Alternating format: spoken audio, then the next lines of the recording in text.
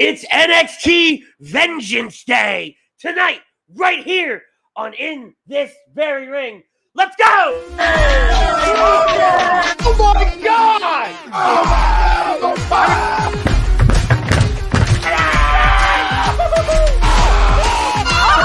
I'm embarrassed! He's flying! Welcome in. It's almost time.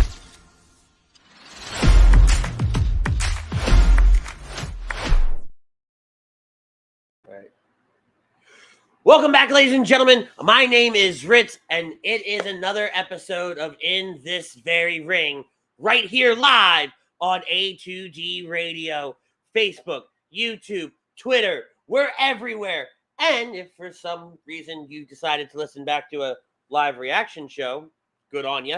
We're also on Apple Podcasts, Google Play, Spotify, and Speaker. Joining me each and every single week is the man himself, the mayor of Toasty Town, Butters. What's going on, buddy? Nothing much. Going great. Going good. Going fantabulous. There is something wrong with you. I'm not sure what, but there's something wrong with you. Always something wrong with me. What are you talking about, son? Good point. As I stated at the top of the show, it is NXT Vengeance. I keep wanting to say NXT TakeOver. It's not TakeOver. It hasn't been TakeOver for a hot minute, but it should be. God, those were so good. It's NXT Vengeance Day right here on In This Very Ring. We have it kicking off right now on Peacock. Join us. It's a watch-along. It's a live reactions. It's what we do.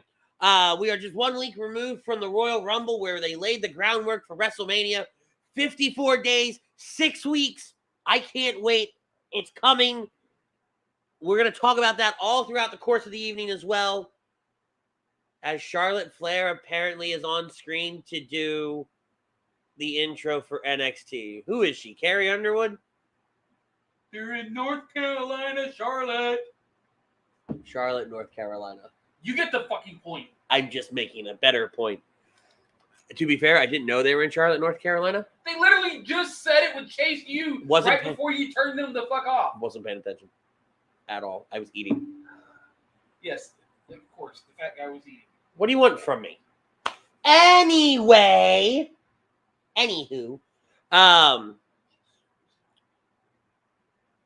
Yeah. So, we're going to break everything down tonight throughout the entire evening. We're going to talk about all the matches. We'll talk about everything that took place this past week on WWE TV as well as AEW TV. We've got some amazing matches to talk about over there. A new TNT champion as well. But first, we want to get into our topic of conversation. Brought to you by our friend, actually, tonight's episode. I'm going to get fired. I'm going to get fired. Tonight's episode has been brought to you by Alan Z Travel, specializing in creating a vacation of your dreams at Disney, Universal, or wherever your heart calls you. Let their talented team of travel experts, including yours truly, create a custom vacation for you without any of the stress. Alan Z on over to alanz-travel.com/take the trip to get in touch with myself or one of the other incredibly talented travel agents we have over there, and let us start planning your next stress-free vacation today. Sounds like somebody needs his own vacation. I kid you not. I leave for Universal in 30 days. I can't be happier. Oh boy. Actually, I think it's less. I think it's like 28 days because there's not a full month in February. It's only like a half. What in the hell did I just watch? Anywho, so we're going to get right into our topic of conversation, brought to you by our friends at specializedphysicaltherapy.com. Check them out, Burlington, Cherry Hill, New Jersey. Dr. Paul Vidal and his team, Specialized Physical Therapy, LLC. He's our doc. Make him yours. We are talking about the Grayson Waller-Bron Breakker match tonight. Grayson Waller will finally dethrone Bron Breakker and become the NXT World Champion. Bron's been going on an impressive, incredible run over the last almost 2 years. At least that's what it feels like. Feels like a flippin' eternity. He's lost it one a few times. Huh? I think he's lost it and won it a couple times. Who cares? It's an impressive run either way. But tonight, in the steel cage, in the main event, will Grayson Waller dethrone Bron Breakker? Butters, what say you? I think so.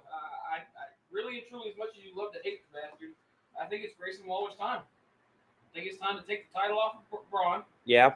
And just see what Grayson can do. See if he can be the face of NXT. Do you think it's possible? Possible. It is very, very possible. Wow, they're in a big stadium tonight. It's one of their bigger shows. Well, I know, but normally it's just a regular NXT arena. No. They're in a true. NXT's come so far from years ago, if you think about it, right? The last pay-per-view that was on in the NXT arena. It was in the Performance Center. Yeah. Yeah, but they're back on the NXT arena to me. They're back on the road again. That's good. I don't know. I'm gonna have to say I disagree to the poll. There is something in my heart of hearts that tells me Waller's not gonna win it here, and we're gonna carry this over to WrestleMania weekend, and that's where Bron will finally be dethroned, and he's gonna be a call up at the Raw after WrestleMania. Can they really carry on Bron or Grayson losing and then going after the title one more time? Because if something brutal happens in this match, absolutely. Grayson goes on the shelf for a few weeks. Bron goes on the shelf for a few weeks. Something that prevents them from getting back in the ring together. Because, again, we're only 6 weeks away from WrestleMania weekend. But, I mean, you could literally have Grayson win it, Bron go for the rematch, lose it, and then call him up. You could, but in typical WWE fashion, you lose, you get called up. Not always. More times than not. No, I agree more times than not, but not always. Because you want to put the other guy over, right? When it comes to their title, you lose, you go up. As we see Wesley here making his way to the ring, it's going to be Wesley versus, who is it, Dijak for the title? Yes. Yeah, Dijak. But as we know, one of the first major call-ups that had a title was Paige, and she didn't lose it. But that was before. I know. But you're like a Dallas Cowboy fan. You're hanging on to the past. Whoa! I just needed to make. It's the only time they're going to get relevancy during the next 2 weeks for the Super Bowl. You had to just put me in the same sentence as the Dallas freaking Cowboys. Absolutely. That's what I do. I'm good at it. I'm glad Dijak is back to Dijak, not the stupid shit he was doing with Retribution. Yeah. It's kind of bad. But no, I agree with you. I do like the fact that he is back as Dijak, Dijakovic. I don't give a damn as long as it ain't, what is it, T-Bar? Yeah. Malakovic from Agree to Disagree on ATD Wednesday night. Nice sports dog there, Andy. And it was used correctly. I'm not completely useless. Fuck off. Greg goes on to say he agrees with the poll. What a typical name, WWE name, Bron Breakker. Definitely going to lose. I do like this Sin City-esque gimmick he's got going on now. Chris says his name is Dijak. Say it right. Shut up. The big motherfucker. That's what I'm now referring to him as. Dijak. I don't give a jack. I'm referring to him as the big motherfucker now. We'll make everybody happy. How about the Zack Ryder knockoff? There we go. Tall motherfucker and little motherfucker. That's who's in this match. Nah, you got to give Wesley some credit. He's come a long way. Fine, medium-sized motherfucker. Since his partner got fired over stupidity. But he's come a long way. I mean, now he's your North American champion. And then we have Pete Evans chiming in as well. You can catch Pete Evans every Thursday on Birds of a Feather. Pete chiming in saying he agrees to the poll as we get underway here. I mean, for all we know, Wesley may get squashed by, So I definitely think that this big son bitch is winning, right? Yeah. After the impressive display we saw on NXT earlier this week, I 100% think he's winning. You know, kudos to Wesley. He's been holding the North American title for a little bit now. He's done, and to your point, he's done great things after they split up. What was it? MSK was the group name. He established himself as a singles competitor. I don't know if he's main event quality yet, but he's 100% mid-card. Oh, 100%. He could be another call-up we see after WrestleMania for the United States title, for the Intercontinental title. I definitely see this happening here. Now, this is a match I am kind of interested in because we both know, we've seen it multiple times, Dijak has held it down with Keith Lee, and other big men, but how can he hold it? How does he hold himself with the smaller guys? Yeah. Can he have a good match with the smaller guy, or is it he just destined to be only good with the big guy? What the fuck? Did he just lay down? Oh. I looked up and he's just like, all right, I thought there was another finger poke of doom thing. But here's the nice thing. You think about Wes Lee, and even just his entrance alone, right, where he jumps over the steps and all that other jazz. And you think about Dijakovic and how he's able, we've seen him with Keith Lee, those matches were incredible. Yep. He's a high flyer. He's an agile person. He can keep up with somebody like Wes Lee. I don't think that's the problem. I don't think the speed, the agility, anything like that's the problem. I think it'll end up surprising people because, we almost had a ref bump there, unintentionally too. Dijakovic is going to end up playing the big man here. He's going to end up playing the brawler, the heavy hitter, while Wes Lee takes this, David Goliath kind of path here. See, as we see Dijakovic catching Wes Lee, big drop on his head. Big Death Valley driver. Right. There you go. There's the word. I mean, I know that's padded, but still, that's a Death Valley driver. Oh, yeah. Death Valley driver in of itself sucks. Turn off Wi-Fi.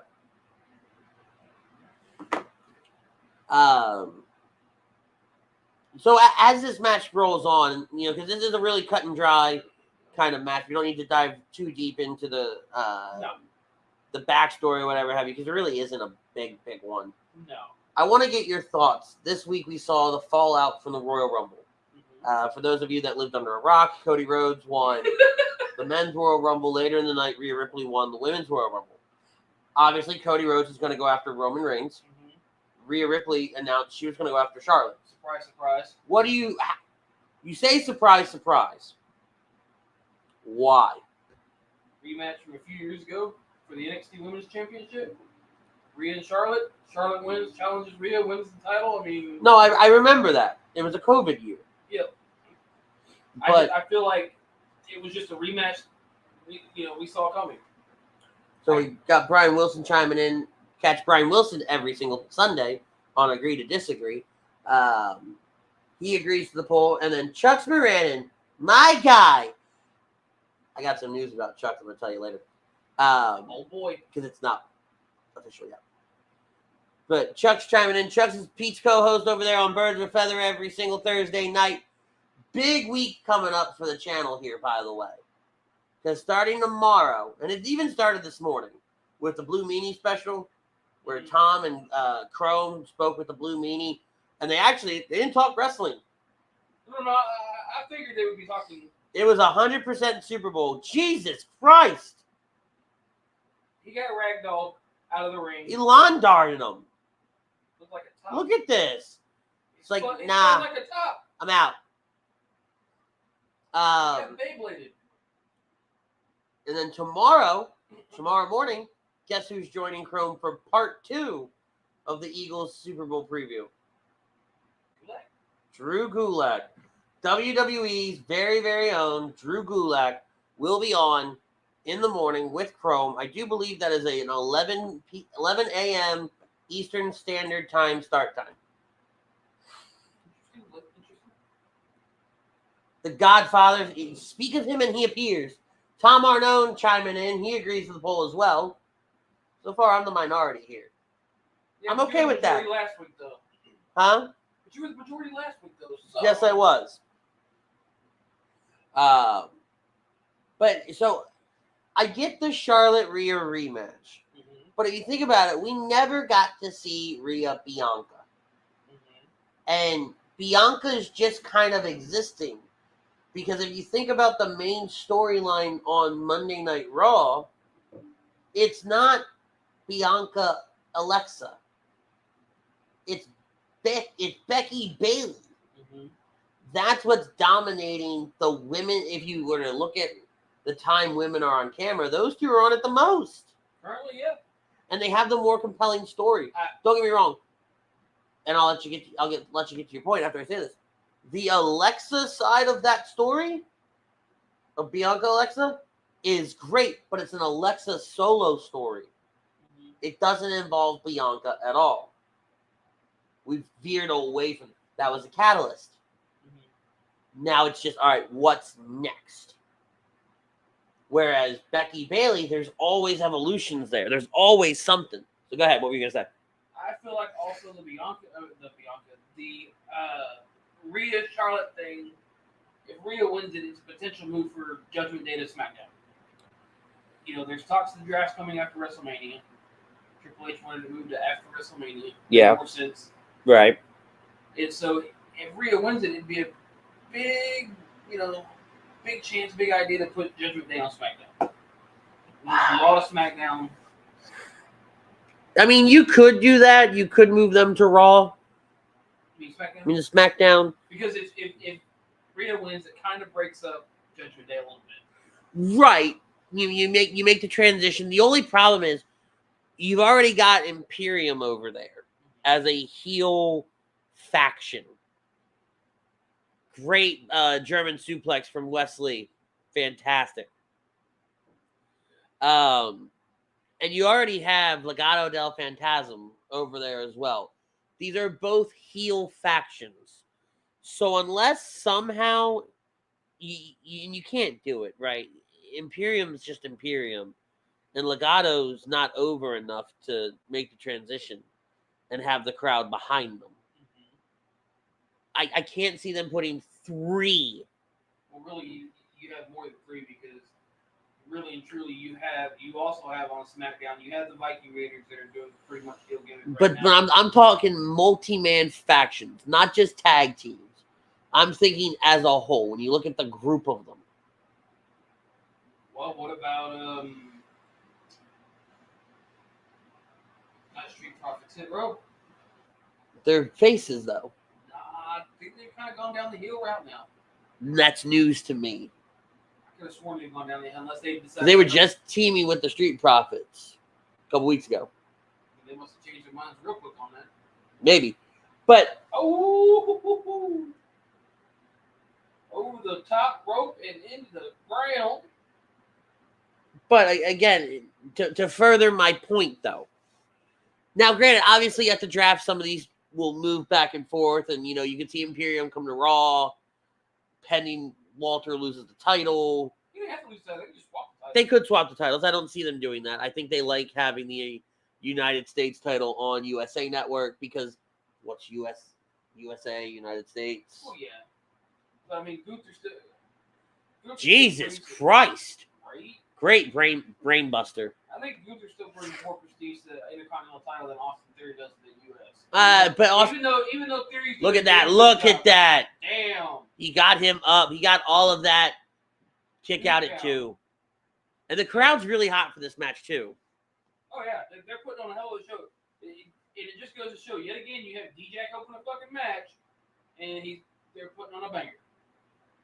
Both of these guys are phenomenal. Look at that springboard right over the top. Cleared the rope. I think his pinky might have touched it. Maybe it's dreads. That's about it.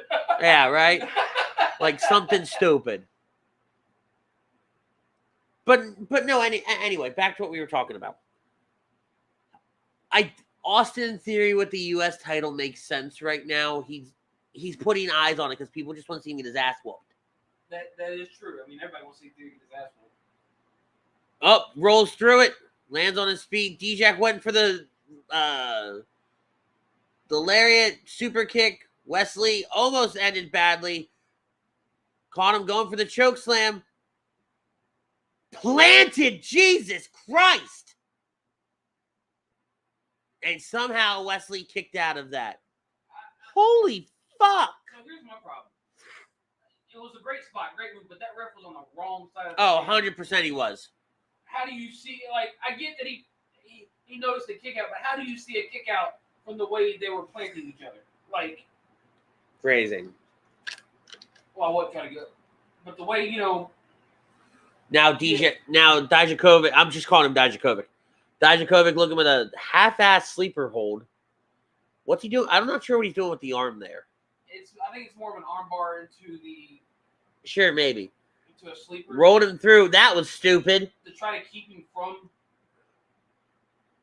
No way he's able to get out of this. No way in hell. None. Take a nap. Go sleepy time. Go bye-bye. Come on. Great close-up shot here. Ref, just call it. He's not going to. Don't tell me he's going to do the 1, 2, 3. Nope, he is. No, he's not even doing that. Didn't even let him get there. And this is what I don't like about this. Wesley, incredibly tiny. Dijakovic's doing all of this right here. This spot should not have happened with these two. Because if you even look, the people in the front row aren't vibing with it. No, because you got the big man choking out the little man. And he's not even choking him. Well, you get what I'm saying, though. He's trying to do the choke out, and it's not. All right, here we go. At least this makes more sense. This is very Lex Luger torture rack. Oh! Oh, bullshit. No, I'm okay with that. I don't hate that spot. Going for the choke slam again. Wesley flipped over it, landed on his feet. Super kick to the face. That was cool. That was cool. I'll give him that. But man. But he can't. But the problem is he wasn't able to capitalize on it. He should have kept going. He's trying to. He's worn out from the choke out. I know. Dijakovic at this point is just laughing at him. So they're going more with a six sadistic role with Dijakovic, right? Mm-hmm. Shining Wizardesque move. I'm sorry. Holy fuck! Shades of test right there. But it was a buckshot, not buckshot. What does Natalia call her forearm, where she spins? Oh, I know what you're talking about. It's just like Brody Lee's. I know what you're talking about. I can't remember the name offhand. Google it. Big clothesline. He's had how many? He's taken 3 clotheslines now. And a couple big boots. Still managing to kick out here. And this is a credit to Wesley and that tenacity. Discus, thank you.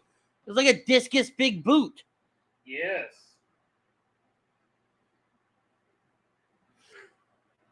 Yes, sir. But, I mean, you move people around, and this match is coming to a conclusion, obviously, soon. So let's track this a little bit, and then we're going to go back to our conversation about moving people around and different things like that. Are you really bloody on TikTok? No, I'm actually trying to share shit. Okay. If it's on there, but it's not, so. I don't think it goes on TikTok right away, does it? I don't think so. No, it goes later. I'm looking. Okay. I think our clips go on there. Okay. Dijakovic, yeah, Dijakovic, and you can't really share from there. It's weird. Either way, Dijakovic up on the middle rope there, pulling Wesley up with him. By his trunk. Well, it's not like he's got much else. This is going to end very badly for Dijakovic. No, never mind. Oh! How did he land? On his neck. It looked like Wesley counters the powerbomb into a Hurricane Rana, going up to the top. How he's still standing is incredible. Look at that corkscrew. 1, 2. Dijak kicks out at 2. Tom Arnone swapped it over to YouTube. YouTube fam, let's go. Love the reaction call. I mean, if the little man keeps kicking out the big shit, the big man better. But watch this back. Pulls him up for almost a jackknife. Yeah, he landed on his head. Yeah, it was kind of ugly. And then he hits this corkscrew moonsault looking thing. It's pretty much that, a corkscrew moonsault. Yeah. Not bad. I liked it. My thing is, big man better kick out a little man, because little man keeps kicking out big man. That Dijak on the outside. Wesley going to clear the turnbuckle. Nope. That could have ended badly. I've never seen a quarter. He went through the ropes at the corner, and Dijak threw him into the barricade. We now have the fancy office chair. What in the high hell are you going to do with that? Set him in it and send him on his way. Here, take a seat. You look tired. You can't win by count out, you schmuck. He's putting a broom and he's holding him in. Oh, I see what we're going to do. We're just going to kick the shit out of him. He's going to get in the ring. No, he's going to do something dumb. He's going to the... No. You get your big ass down. No. Dijakovic going to the top rope here. Wesley's still in the chair. I think he's out of the chair too, because they're fully focused on Dijakovic here. Wait, who the hell are those guys? That's your mafioso bullshit, guys. Why did they help save Wesley?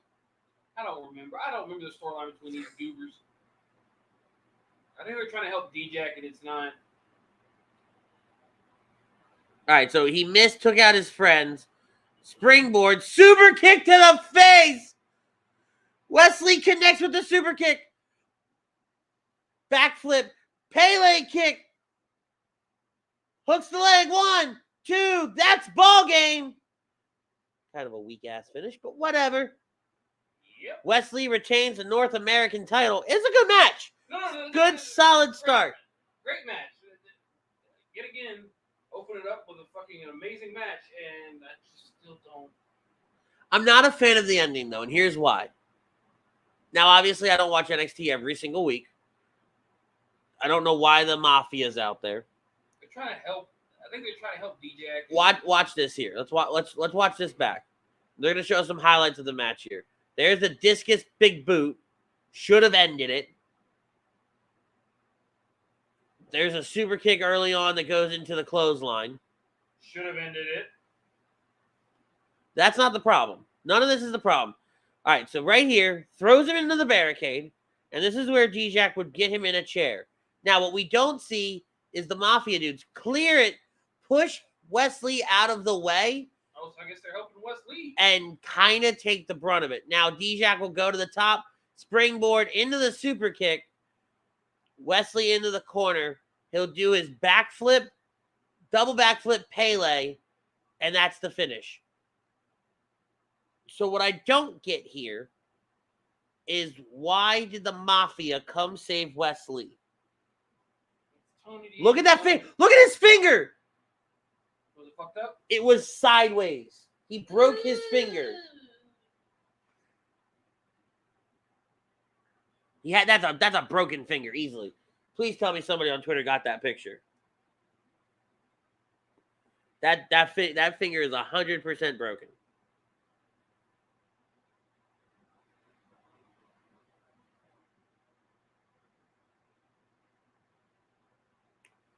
Okay, so apparently it was announced at some point during the pre-show. The NXT Championship Steel Cage match between Bron Breakker and Grayson Waller can only be won by pinfall or submission. Escaping the cage will not earn a victory. Interesting. I'll take it. I like it. That's how a steel cage match should be.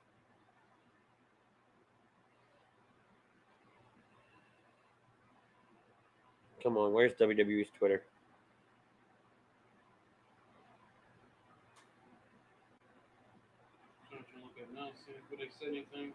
I just want to see if somebody has that photo. Let me see. Hashtag WWE NXT. Latest. Does nobody have that photo? We probably don't have it just yet. Somebody had to have it. It's the internet.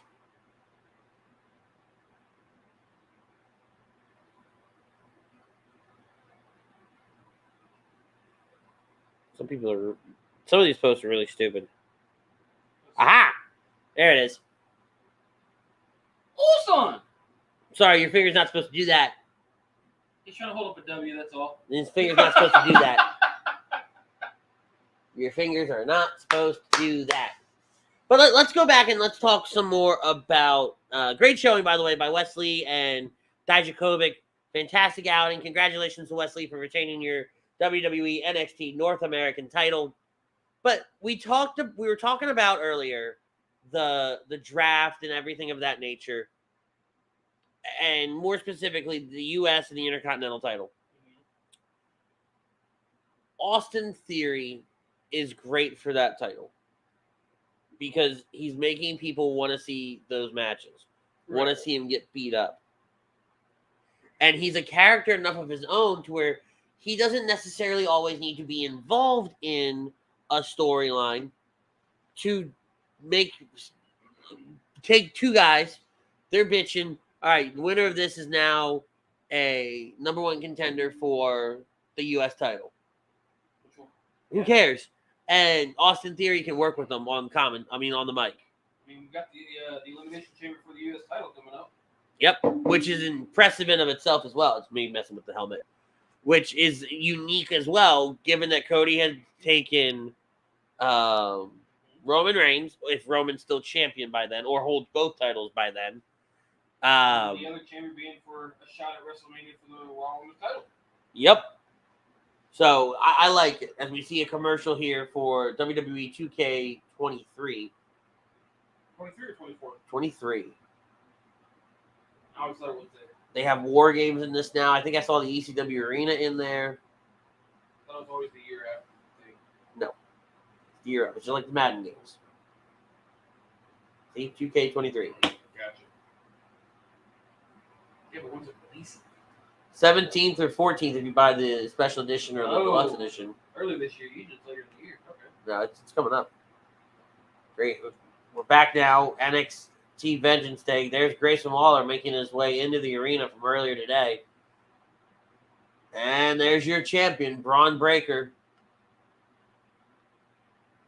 Just the difference between the two of them in just how they carry themselves. Bron walks as the champion, suit, tie, ready to go. The other one looks like he's a basketball star. So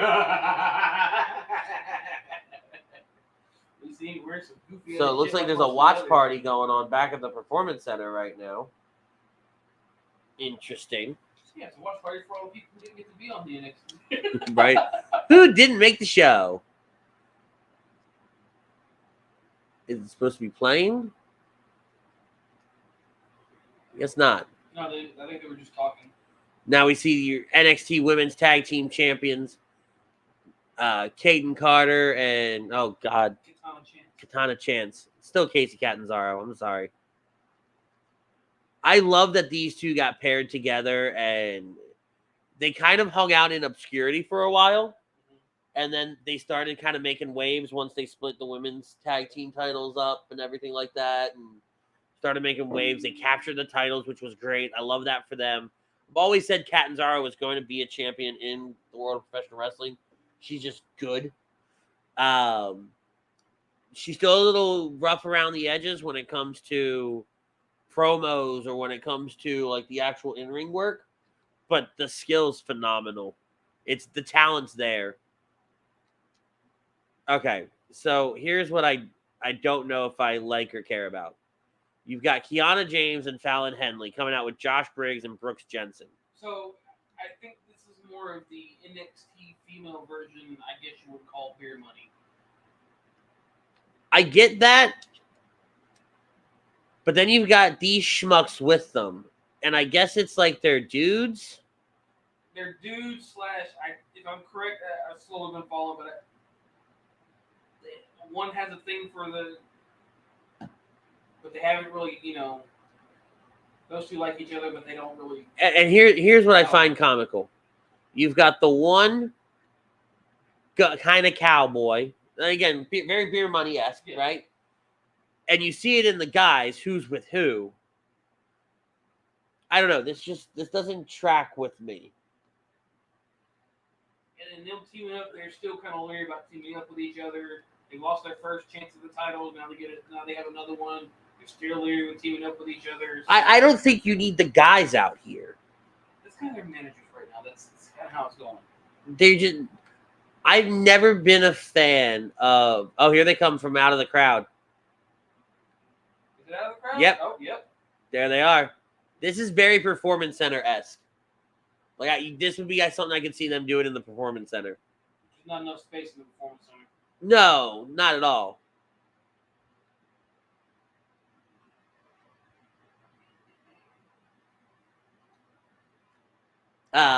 But I don't know.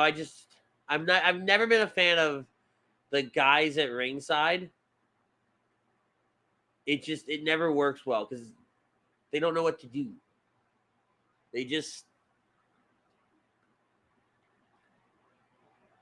Ugh.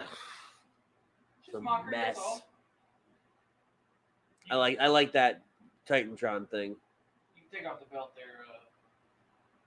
Hey, that just doesn't suit you. Sorry. Yeah. All right. So You're trying to be too Pete much Evans for says, if that not, ref looks like he's so into this. oh, he's so happy. If not Lawler, then who? I personally think this should have been Melo's spot, but I think the title change would have been too obvious if it was that. I agree. Melo would have been a better spot here. I don't think Melo's staying much longer. You think he's going up? Look at how small Catanzaro is. She barely passes the top rope. Look at that. Good God. She's tiny. Are we sure they didn't raise the ring ropes? Or lower them.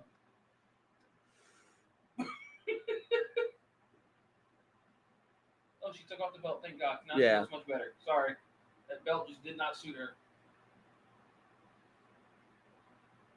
See, and like even that spot with the guys right there, not looking at God damn it, I just blanked on her name. Kaden Carter.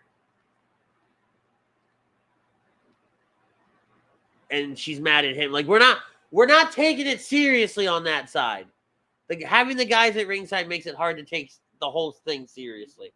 I can't get past how much I absolutely hate it. Nice. That was great teamwork from both of them. And again, it goes to show what these two can do. They're both very agile.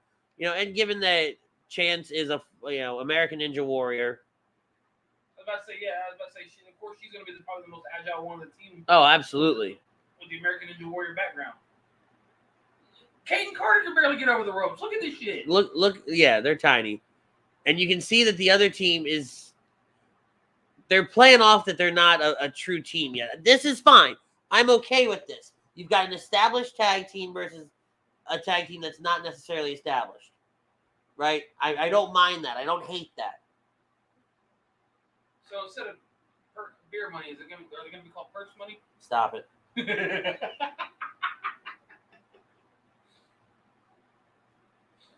Purses and dresses. Now, I will say I love the teamwork from our tag team champions. From Carter and Chance. Yeah. We've got a cover here. 1, 2. Nope. Kick out at 2. Cameraman, you're in the wrong spot, sir. Now, I need to figure out something. Hold on. You keep doing this. Because I'm not sure which. There we go. Now you get the tag team offense go. Well, never mind that. Close enough. It's close, but. But I'm not expecting these two to be absolutely flawless. No. I mean, the whole. All right, so hold on. Let me see which one's which. All right, so the country girl is Fallon Henley, which makes Kiana James the one in the green. Okay, made sure I had that right. So the country sounding name with the country girl, But that would be WWE's logic to not do it that way. But I'm not expecting flawlessness from these two. Ooh. And if they win, I'm not going to say it's a fluke, but it's almost going to be one of those things where it's like, all right, y'all capitalized on a mistake and got lucky. Right. You know what I mean? We see Fallon here with just a single simple chokehold. So it's a rest hold. That's all this is. I could see these two winning the title, though. Referee's like, can we end this match now, girls? No, not to take anything away from it. No. I'm not taking it. I'm just saying this ref just. But I he think does not look like he's into this match. I think storyline wise, you could take the title off of 100%. these two and put it on the newbies, and it'll help solidify them as a tag team. It'll help be what they need to be. I'd love to see them separate from Larry and Curly over there. Yeah, it's not gonna happen. Like, see, like they're telling the other one to calm down. Like I don't fuck off. See, you said fuck off, and he's shaking his head no. Yeah, fuck you. Carter going for the tag there. There we go. She didn't see it though. Fallon didn't see it roll through. Boom, boom. You done fucked up, Chica. And you can still see the Fallon and Kiana are still a little green in their movements. That was nice. Yes, it was.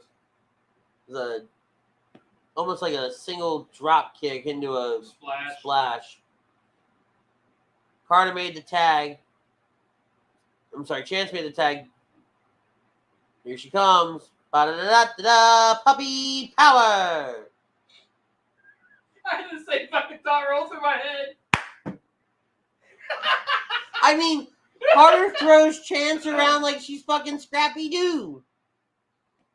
Yeah, that's crazy because the wife's been every night it's been Scooby Doo on. It don't matter what. It's been that new Be Cool Scooby Doo bullshit.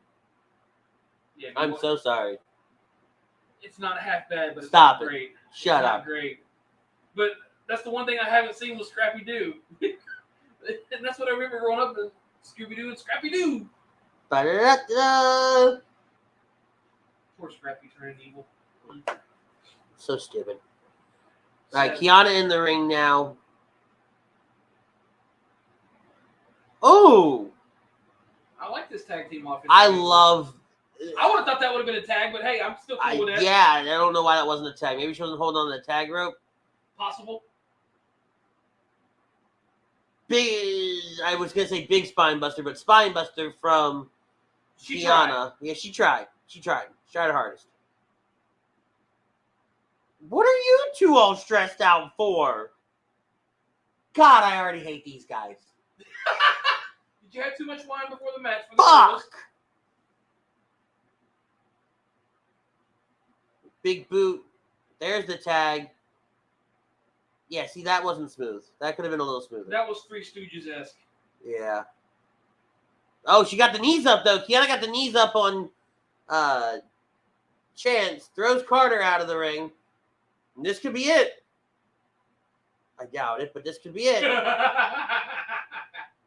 We plant. I like that. I doubt it. Fallon in the ring now. Off the second rope.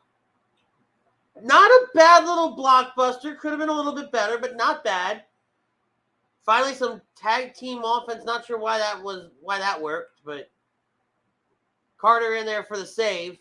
Kiana just now realizing it seconds later and sends Carter back on the outside. Follows her out this time. Missed the moonsault. Another kick from Carter. And here's a cutter for your troubles. As all four women are down. What is this schmuck going to do? Guess he's trying to check on her. You got to check on his woman, What man. the fuck's on his knee? What the fuck? Oh, God damn it. Looks like he's wearing one of her knee pads. Big knife edge chops. And we're exchanging chops and forearms. Inside the ring now. Fallon and Chance thrown in the turnbuckle. Sends Carter over the top. Big shoulder check. Tag in. I think there was a tag. I didn't see it, but sure. We have no sound, so we don't hear the ref clap. Yeah. Or them say there's a tag. Carter trying to lift up Fallon for a superplex. Headbutt. Do it again. It's essentially like, bitch, get your ass up here. Fallon climbing to the top. Carter made the tag. I'm sorry, Chance made a tag. Fallon doesn't know about it. Oh, this is going to end. We're going up for a doomsday device. She just now realized it. Holy shit! Roll her over. 1, 2. Fallon kicked out at 2. Fallon kicked out at 2. Damn! What is that guy on the ring ropes for? That was beautiful, though. Like, what? Get your ass down. Get your country licking ass out on the floor. Carter back up to the top. Oh! Damn! Kiana sent Carter, Chance flying off the top. That might be what they need here. Roll through. Fallon kicks out at 2 again. Oh, Kiana held on to it. Kiana, I told you, they're fucking lucky. Fallon and Kiana steal a win there. Kiana was holding on to the legs of Carter during the pin, so she wasn't able to roll through the schoolboy. All right, we have new champions. I mean, good on them. Good on them for winning. We watch it back here. There's Chance up at the top. Kiana comes out the side, pushes Chance off. Carter goes to check on Chance. There's the roll through. Back into the schoolboy. And that's it. That ball game. And you have new NXT Women's Tag Team Champions. Congratulations, Kiana and Fallon. And these two douchebags. God, I hate them. I don't know who they are, and I hate them. They're fucking holding pinkies. Jesus Christ. God damn it. Who are those idiots? Oh, damn. No, I'm looking now. I bet you are. All right, hold on. So, Kiana James. So, Brooks Jensen. All right. His Twitter says 21-year-old country legend. That's his bio. Oh, okay.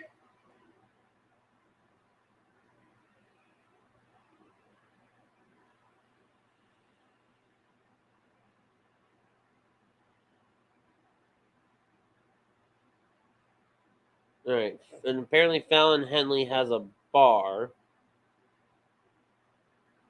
Where's this other tool at?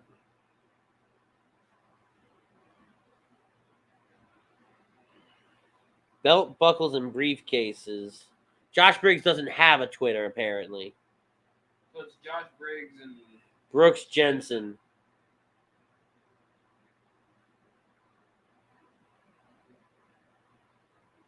Okay, sure. Whatever. I mean, good on them. Congratulations to the girls for winning. I figured they would win. I figured there'd be some shenanigans at play here. I mean, title's gonna change hands at some point. Could all the titles change hands tonight other than the North American title? Nope. You don't think so? All right, so in the formula, in the NXT formula. No, well. Hold on. Shut your mouth. You have you retain. There's a loss. No, I'm good.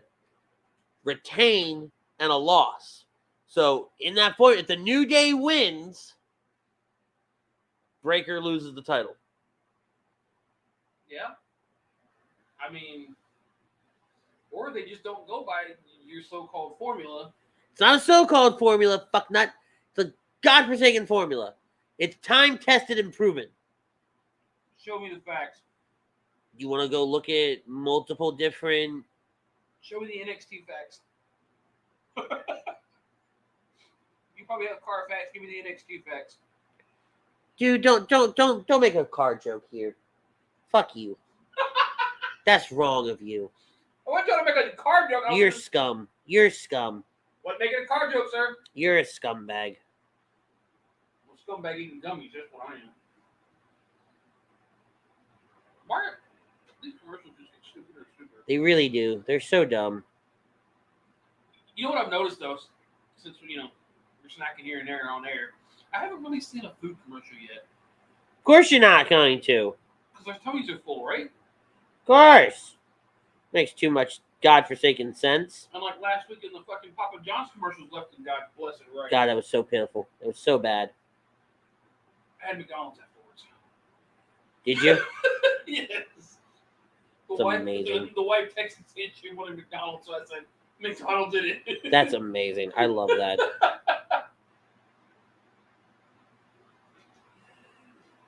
Because I was going to eat something, I just didn't know what. And as soon as she said McDonald's, done. Sold. There's Drew Gulak right there at the watch party. Again, make sure you guys check out Drew. That's what I'm actually putting together right now. It's going to be tomorrow morning. Drew Gulak will join Chrome and Tom Arnone to talk about Eagles football.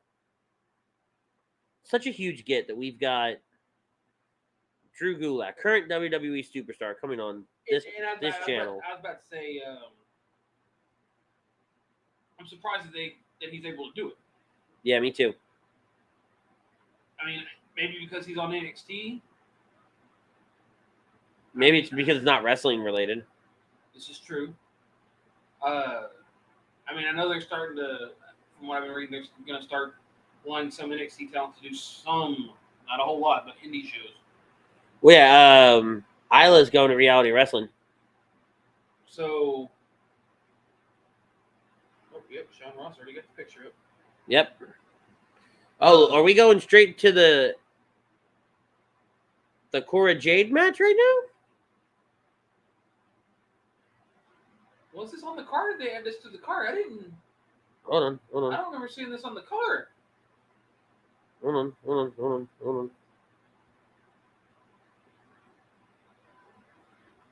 nope. Looks like we're going to do Apollo versus Carmelo. In a 2 out of 3 falls match. Yes, sir. I forgot that was on the card. That I knew because I wrote the show. You did write the show. August 22nd, 2015, the Barclays Center. NXT TakeOver Brooklyn. I think that was Apollo's last show. Was it his last NXT show? Or was Yeah. it his first? No, it wasn't his first, was it? It might have been his first. No, because he debuted. I was at his debut after WrestleMania. Okay. When he debuted on the main roster. So he's been an IC champion, a US champion.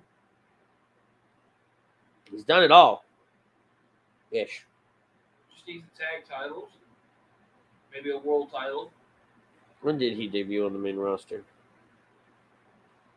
Oh, okay. Yeah. Look, he's back in 2022. So maybe you were right. 2015 probably was his last NXT match. Yeah, 22. He made his televised in-ring debut on August 22nd, 2022 at NXT TakeOver Brooklyn. And then he would debut on the main roster a year later after WrestleMania. Okay. Frank Besby says, hello, I'm here to drop in and say hello. Hi, Frank. I will take Drew Gulak and the Blue Meanie over Steve Austin's nephew any day of the week. Fuck off. Is Apollo still doing the Nigerian Prince gimmick? I need to know because I'm now... Oh, stop it, Frank. You're such an issue.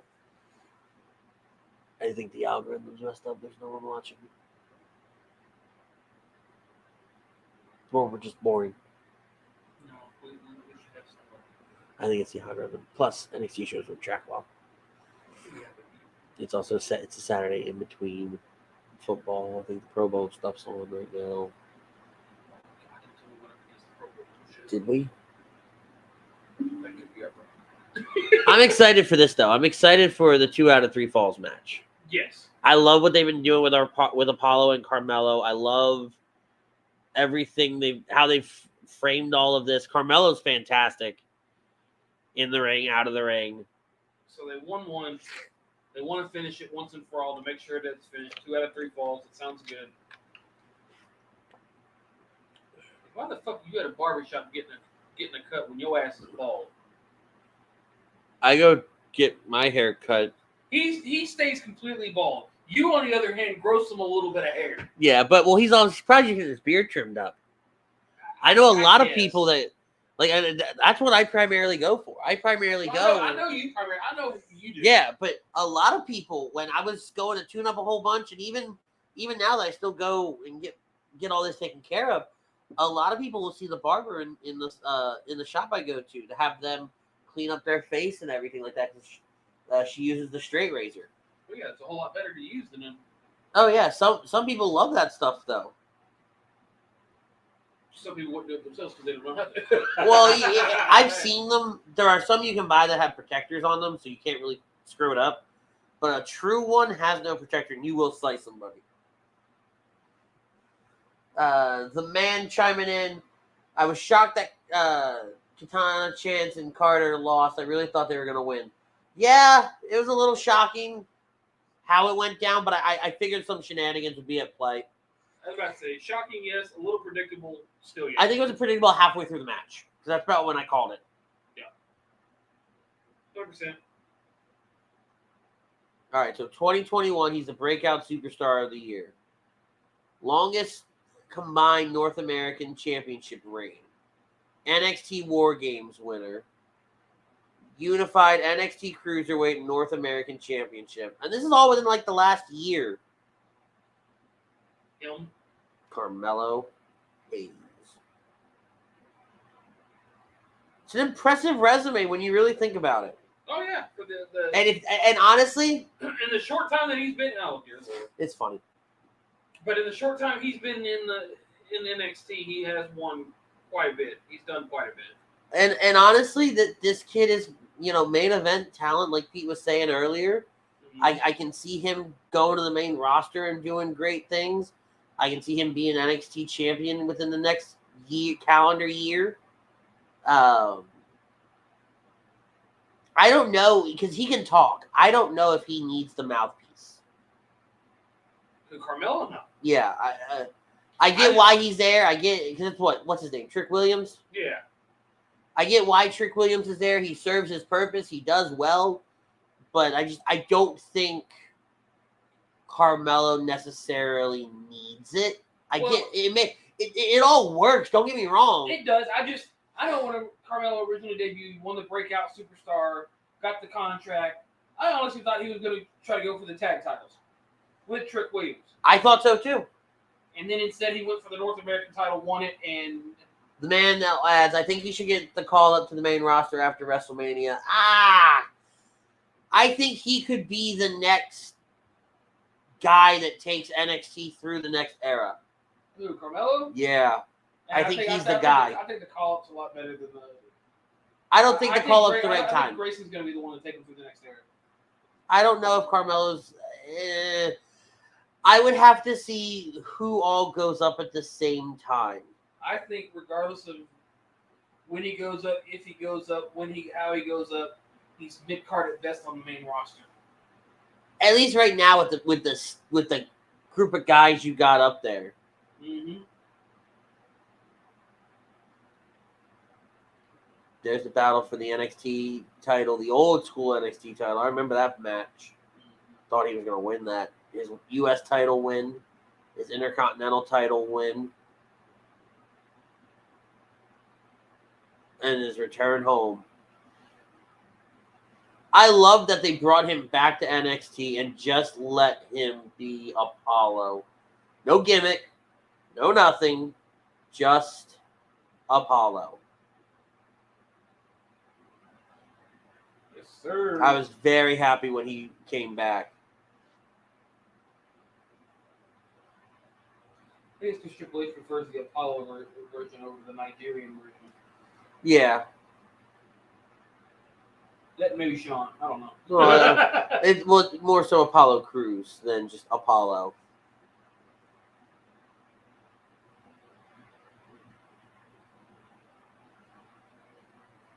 Like it just fits better. It tracks better for him. And this is going to be an impressive match. 2 out of 3 falls with these guys. It's just going to be unbelievable.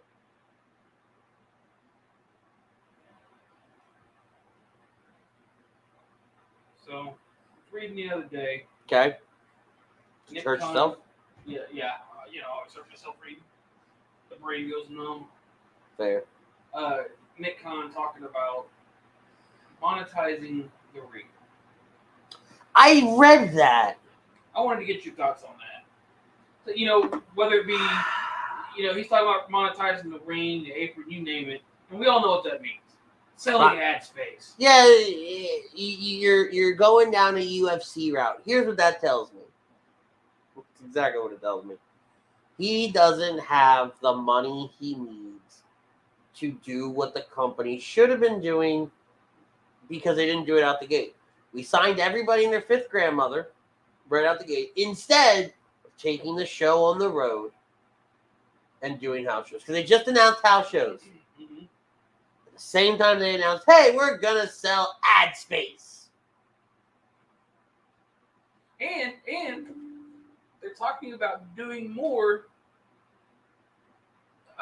sponsored matches. WrestleMania is apparently going to get another sponsored match. I don't like the pitch black match. Oh God, I totally got the two companies confused. What? I heard Khan and just went bashing Tony Khan. No, I'm talking about Nick Khan. Yeah, no, I went down my usual rabbit hole of bashing Khan. I still don't like selling the ad space. But what about? But here's the thing: the ad match doesn't bother me. The ad match does not bother me because as long as it's something that kind of fits, and a lot of people shit on the pitch black match. Mm-hmm. I thoroughly enjoyed that. I thought it was wicked as shit. The aftermath was stupid, but I liked it. They're not usually outlandish. There's something, sometimes a little campy, but it's okay to have stuff that's a little campy. It breaks up the monotony of certain things. As far as the ad space goes, and this is where the conversation is different for WWE than it is with AEW. Mm-hmm. AEW, I think, should have been doing something ad-based from the start. You don't hear them talk about sponsors a whole lot.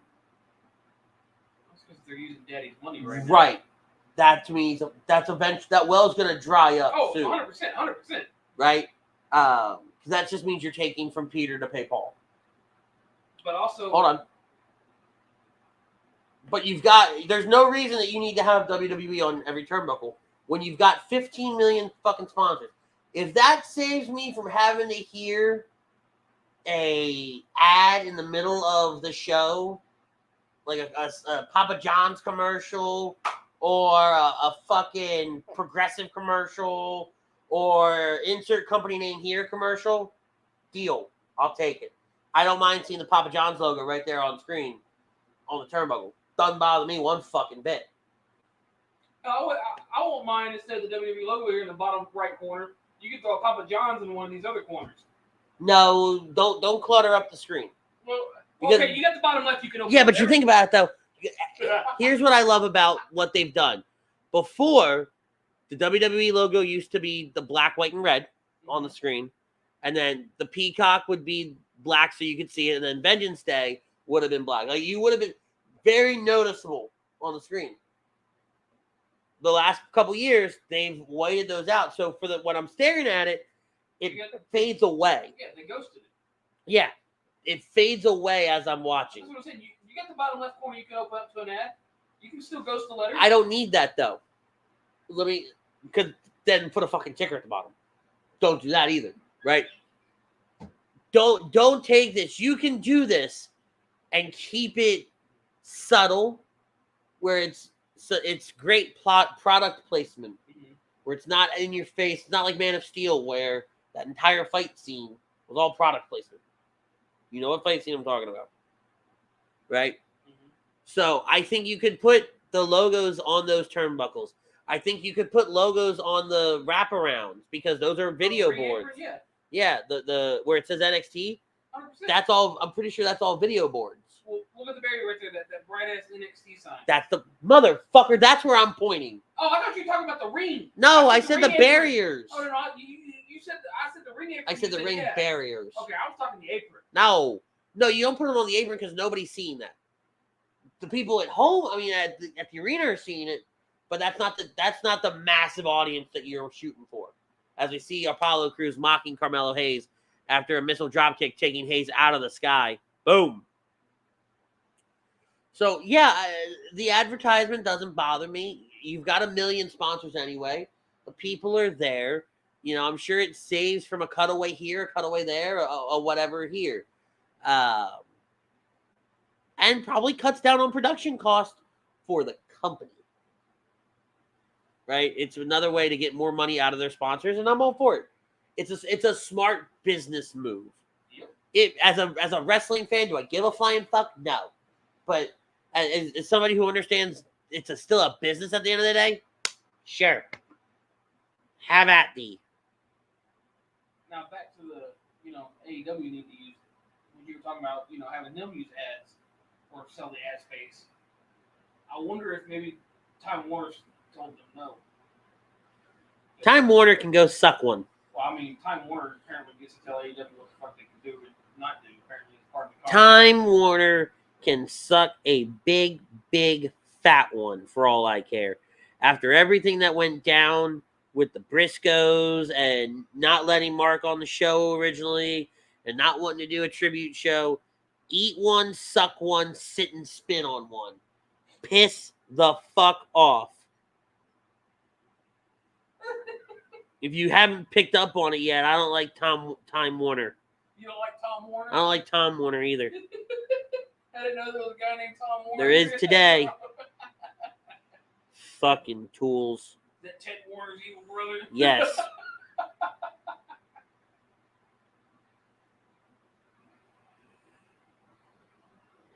Hayes off the ropes there. Apollo jumps right over. And nope. This is what I like. Apollo's like, fool, I got you. Man, get your big ass out of the way. Yeah, Trick, like you gonna do something, son. Trick gonna get got. He just Samoa Joe ass. Yep. Walk away. Walk the fuck away. Speaking of Samoa Joe, we have a new TNT champion, boys and girls. The king of television is officially back to his reign. Yeah, I don't hate that. No. Oh, I rephrase that. I hated it originally until I had the conversation with Jax about it.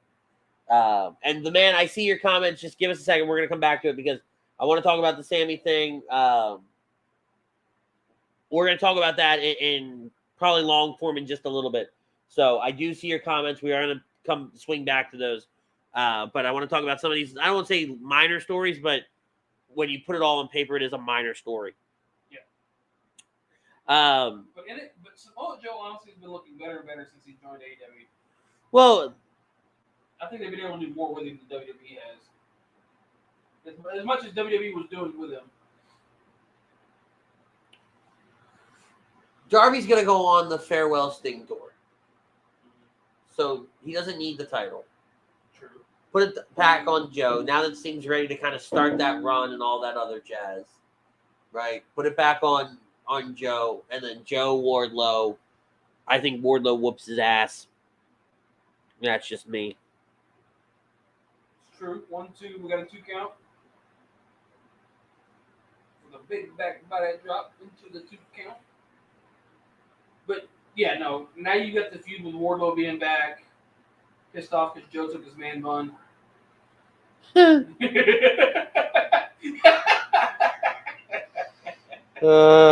Shit.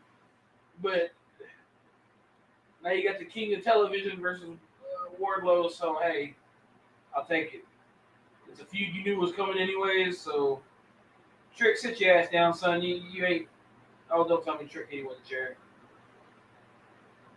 No, I think he's. Well, let's look here. Maybe he did.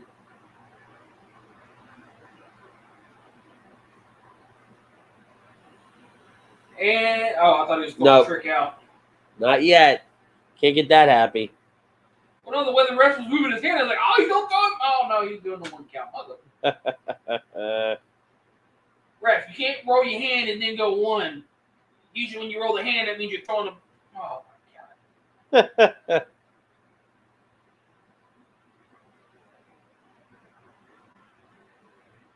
Your head go bouncy, bouncy, bouncy into the map.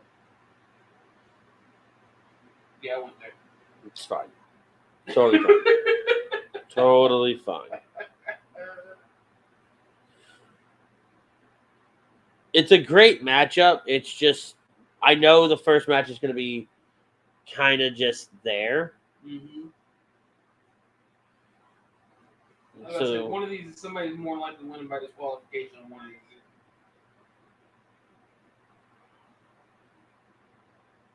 We're going for a stretch.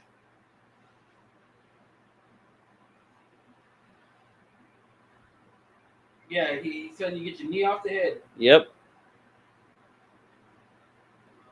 God damn aggressive with that chokehold. I mean, he just flung that arm around.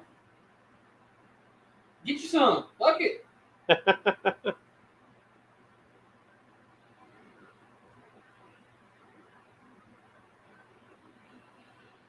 Oh man.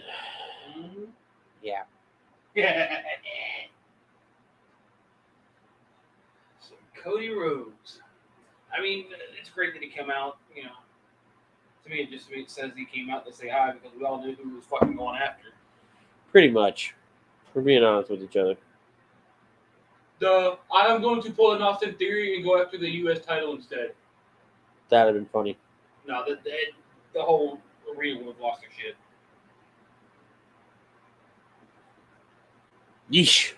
All right, let's go straight to the man's comments here. All right. He goes, getting off topic, but I'm excited about how they're going with the whole Sami Zayn thing. Dethroning Roman would have big implications money-wise, in my opinion. Wait, what? So I think he's talking about Roman loses the title. He thinks it's going to affect people watching. And I think it depends. I think it truly depends on who he loses the title to. Mm-hmm. Right? This stuff with Sami, it's going to take us through Elimination Chamber. I would like to see Sami take one of the titles off of him. Well, hell, Sami can take the whole title off of him, and you still... Roman can still win it back. Roman can ask for No, they're not going to do that to Sami's first title run. Because if they do, people will turn on them. Either way, but I'm just saying, Sami can still win the title, and you can have Sami Cody. I don't care. No, people want Cody Roman because they want Cody to take at least one of the titles off of Roman because it finishes the story. Mm-hmm. Right? We see massive Germans from Apollo here. I mean, you split the bloodline, so yeah, split the titles. Screw it. You know, Jay's out. That same night, at the end of the night, he literally put, I'm out blood. Boom, done. Really? Yeah, Instagram. I'm out, and then little blood symbol. Ah. So, of course, with Friday night, Roman's asking, y'all seen Jay? You called Jay? You talked to Jay? Well, because he probably hasn't. Nobody's seen or heard from Jay since, Right, you're keeping that up because he wants explanations. He wants answers. Why'd you bail on me? They're all sitting there in a nice little cozy room, and he looks over. Well, you ain't going to find him sitting on the couch. Yeah. And Sami's little beat down on Roman, I thought it was nice. Yeah, that attack was beautiful. I loved it. Hit him with a beautiful spear. Beautiful spear. I heard it was clean. I didn't see. It was clean. It was nice. It's been busy. Great chain wrestling here by both men, Apollo and Carmelo. Big kip up there. I was about to say that was a quick kip up. That man is he on fire. We're not talking about his outfit either.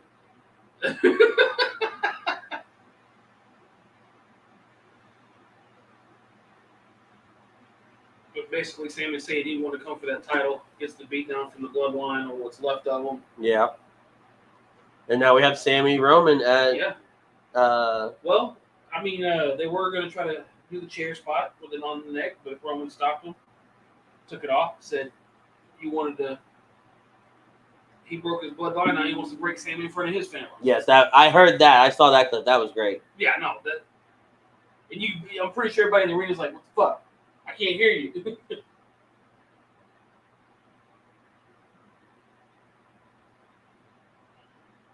I don't even know what the pinfall counts at.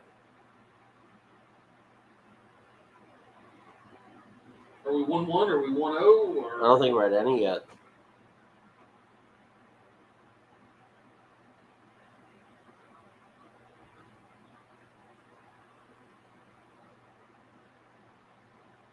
Well, I mean, it's hard to tell with no sound. You? That's what I'm trying to figure out right now.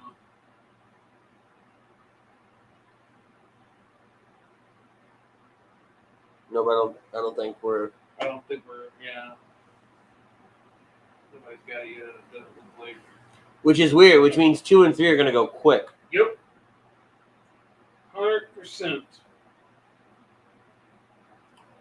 Carmelo trying to get that White Russian leg sweep. Going for an angle slam. Arm takedown into a crossface kind of maneuver here. Oh! Nope.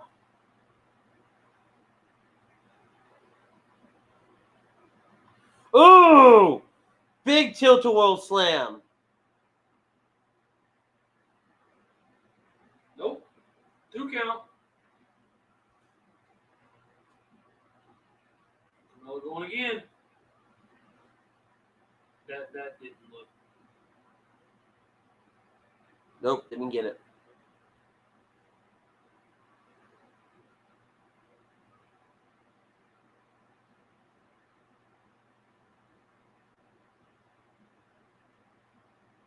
Now he's gonna. Oh! He tapped. Yep. He tapped. Apollo tapped, so Carmelo gets the first count.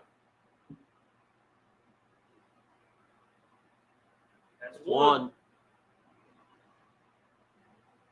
Damn. Got it with the crossface. Good.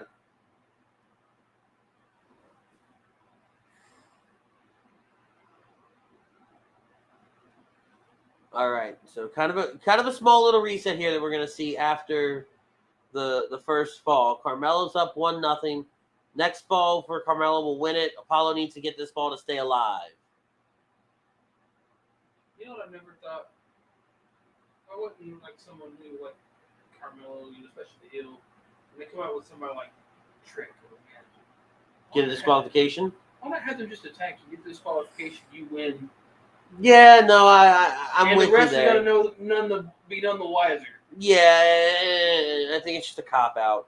I get it, but it's too. You've never seen it before. You're right. And we very well could see it soon. It's just too obvious. Too much. It's just something I've never seen. It's one of those things that you think about. It takes you out of it.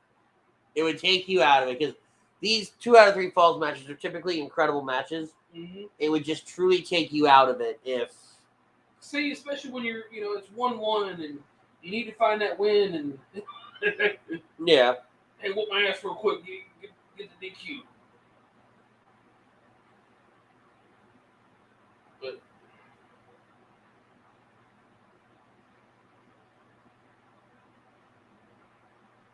Stand Apollo's head into the ring rope. Sorry. Ring rope.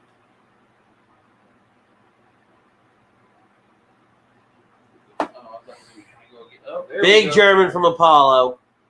Going for another one. Up and over. We're going for the Tres Amigos? Yep. I love how Carmelo sells that. His arms flailing, trying to get out of there. Yo. We see a cover. 1, 2. Nope.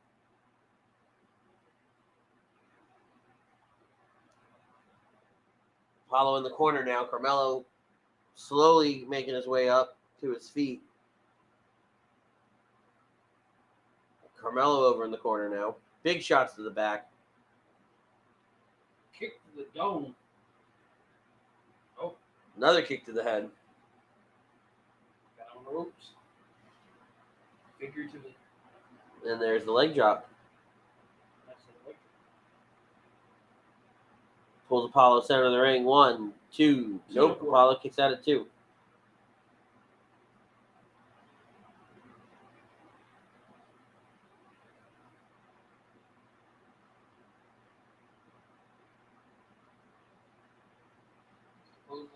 Oh! What was that? That was some kind of Spanish fly thing.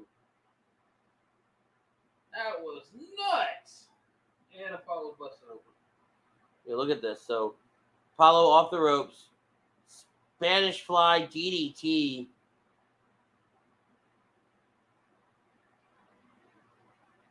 Like, why is Trick holding that chair the way he's Where's holding Apollo busted at? The bridge of his nose. Oh, okay.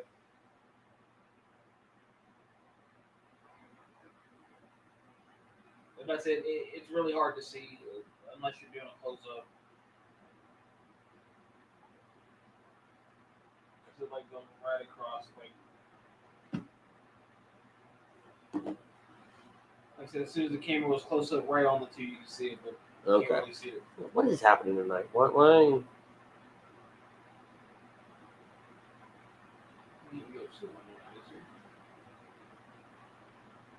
Pro Bowls tomorrow. Is the awards tonight? They were Thursday. Damn, both men down on the outside.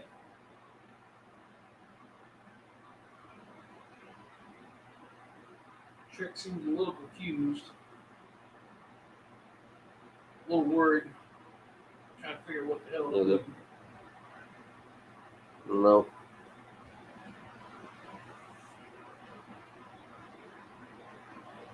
Yep. Both men. Got each other's throat up the ring rope, separated outside.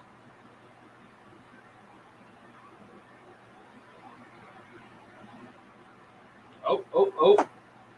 9. Apollo back in the ring at 9.5. Is that really how you wanted to win? Is that what he said to him? He caught him going for another German. I think so. I think that's what he was saying. Carmelo able to get out of it. Oh, big knee to the face. Carmelo going for the drop kick, but Apollo read it. Carmelo trying to go for the crossface again. Angle slam. Can he capitalize, though? Oh, they back up into each other. Carmelo went for the code breaker. He got all of it. It's coming back around. Apollo got him up. Attitude adjustment? I don't know. That's what that looked like. And I forget what that move's called other than an attitude adjustment. Yeah, it's another version of Death Valley Driver. Is it? Okay. Yeah. Oh, he got Trick ripping off the top turnbuckle. That's pretty much what the attitude adjustment was modified Death Valley Driver.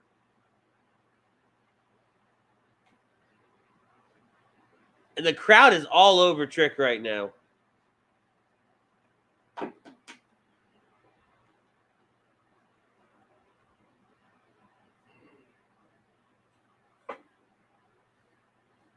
And the referee heard him say all of that and didn't throw his ass out. That's what I don't get. He didn't hear him. Bite me, you didn't hear him. Exactly. Oh, he missed. He clearly missed that kick. Apollo's unleashed now. Send him into the exposed turnbuckle. Oh, everybody's like, wait, what happened, man? I didn't see that turnbuckle even though I was fucking just looking at it. Stupid ass. Who is it's Aziz? Commander Aziz getting involved with Trick Williams now. Don't tell me we're going to go back to that. I don't think we're going back to that. I just think Apollo just called in some backup. Yeah. Carmelo takes him down. Said, oh, look, big son bitch. Going to the turnbuckle, top rope here. Leg drop. Got all of that. 1, 2, 3. Ball game. So Apollo gets the help from Aziz, but still loses 2-0. What? Yeah, I'm with that guy. What?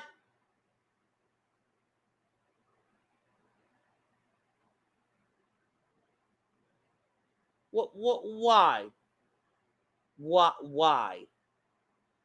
I was about to say, you thought the tides would have turned with that help from Aziz, but now all of a sudden it's like... Uh-oh. Or is he turning on Oh, Apollo? God. Don't tell me this big son of a bitch is here to turn on Apollo.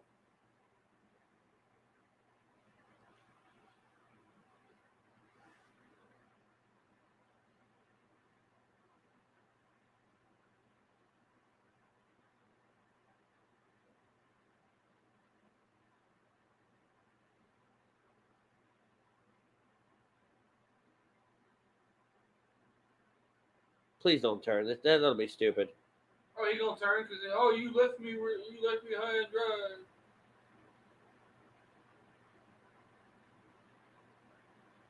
Oh yeah, it's coming.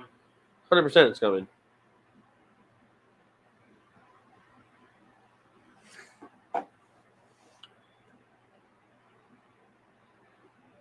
Yeah, look at that. Look at that.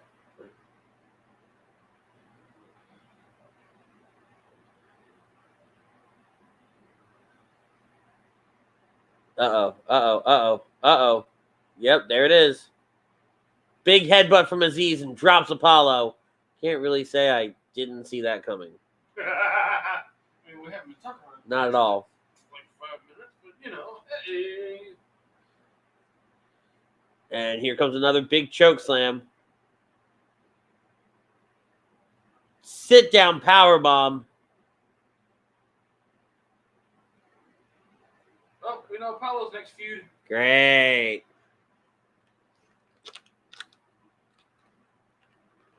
Super excited for it, let me tell you. It ought to be interesting. Wendy Chu! With Valentina Feroz.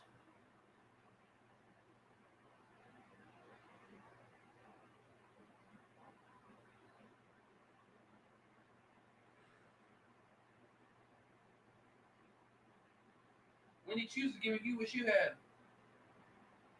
Okay, so this dude's got the bubbly. He's got champagne.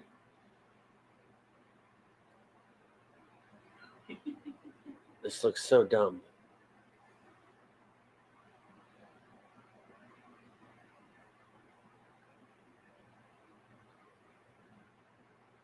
All right, so I guess these two are squared away now.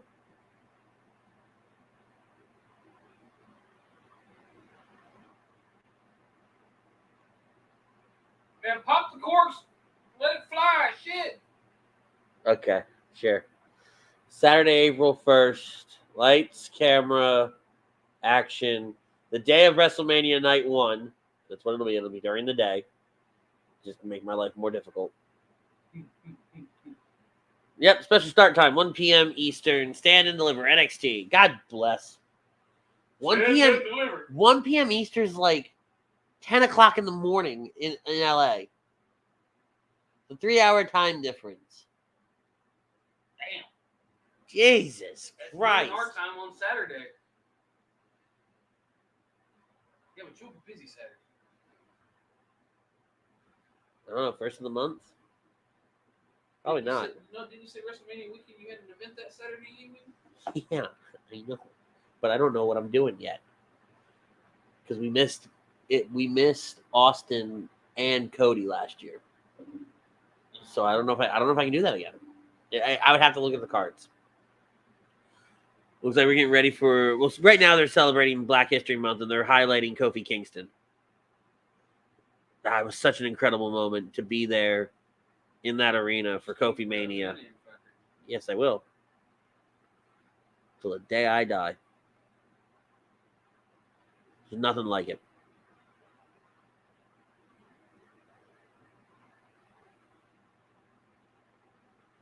All right, where are we going next with this? Women's match, maybe? Or are we doing the attendance? Sounds like you're doing the attendance right now.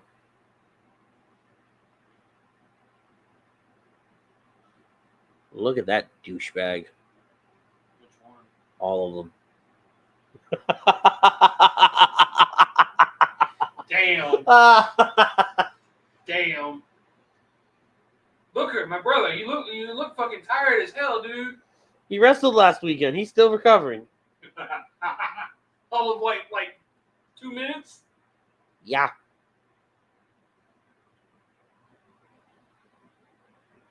Swear to God, if Chase U wins this one. I'm okay if they win it. They're the only ones that, other than the New Day, they're the only ones I want to win it. Gallus would be the only other one. No, fuck them. Just as long as it ain't Pretty Deadly.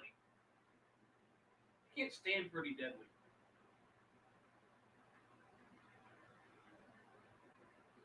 Pretty Deadly sucks. Absolutely sucks.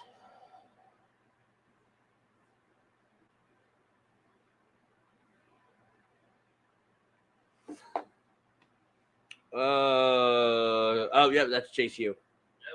Well, and Andre Chase, like these guys have had an impressive little run as of late. Andre Chase, Duke Hudson.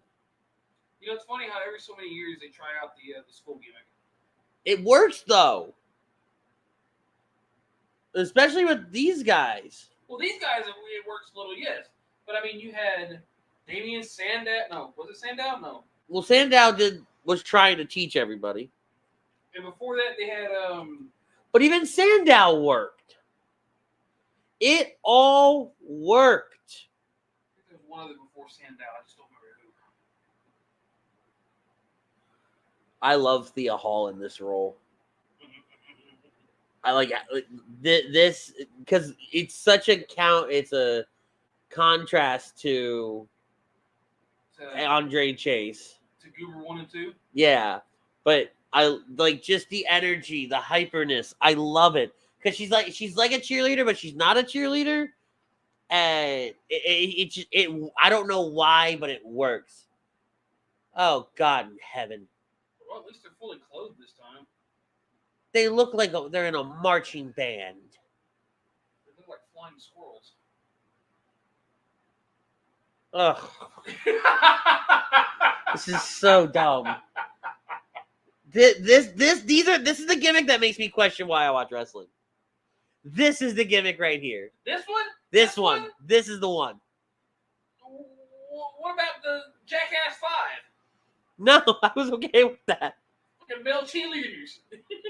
You mean the Spirit? I thought you meant actual Jackass at WrestleMania. No. I'm talking Jackass 5, the Spirit Squad. I couldn't remember the fucking name for some damn reason. I'm okay. The Spirit Squad, I didn't completely hate, but these two douchebags. They're trying to fly. It's like Fabio and Fabian. I mean, all right. The brown-haired one. I thought he almost ate it. Jesus Christ. The brown-haired one, at least, like, you could repackage him and he not look like a total nutcase. The white-haired blonde dude just looks like a douchebag. Like, there's nothing you can do to that guy. And then you got Gallus. These big sons of bitches. Are they in green or are they in white? I don't fucking know. The green lights kind of got it. That's another thing that was. All you need to do is take these guys, put them with the Brawling Brutes, and move on with your life. That was another thing that was a topic of discussion. Wait, hold up. Stop. Throughout the week. Nope, stop. Hold on. Shut up. Yes, that's a unicorn on the side of this fucking. No. Oh, it's his tattoos. Okay. What? I thought this man went and had shapes cut out of his chest hair. Oh. I was like, everybody shut the fuck up. Who, Gallus or Pretty Deadly? Gallus. The lights really screwed with it all. No. But one of the topics of discussion for the week was how all the women were at least wearing some form of fucking green or neon colored. I couldn't understand that. The fuck? And then you got these two walking out here looking like they just came out of a box of Cracker Jacks. More like a fucking Saturday morning cartoon cereal box. Actually, Kofi's looks like, you remember the bubble gum with the zebra? Oh yeah, zebra striped gum. Yeah. The one that lasted 2 seconds. Uh-huh. Which might be about how this title reign's gonna go. And then... Oh no, he's dressed as fucking Blanca. It's more Street Fighter. Yeah, as soon as I saw the back of Xavier's coat, I saw it. Xavier's like, get the fuck out of my way. Yeah. Kofi, that doesn't look comfortable, bro. That really didn't. That looked like it hurt a lot. Kofi, dude, what do you do? Stop it! I mean, we get it. You have kids, but stop. Maybe he misses his wife. Shit! You know what I feel? You know who I feel really bad for in all of this? Who? The referee. Oh, and we're giving them big fight intros. Oh, fuck you. Look at her. Look at her. She's like... She's the best out of all of this. Because she's like, yeah. They're pointing at the fucking unicorn on the side of his goddamn uniform. Look at this. Look at her. She looks rabid. Big things come in small packages. Like, I feel like she could go run the Disney Marathon right now. These two look like they're band kid. So here's what we have. Here's exactly what we have. On one side of the ring, you've got the athletics, the academics, and you've got the marching band. On the other side of the ring, you have the Unicorn Fight Brigade. No, you have the jocks and the nerds.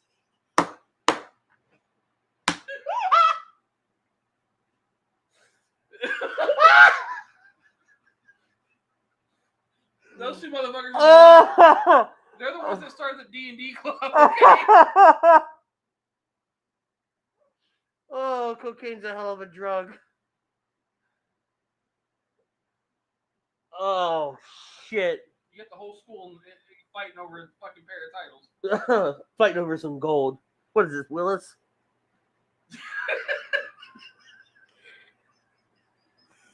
You're the only one that gets that joke. I mean, I've lived in Willis for a hot That's why I said it. Second. That's why I said it. I'm more from Conroe. Oh, man. All right. Oh, Jesus Christ. Oh, come on. You were doing really fucking good with the shirts on. Leave that shit on. They took off the wingsuit, and these assholes, they have fucking gold armor. It's like gold shoulder pads. What the fuck is this?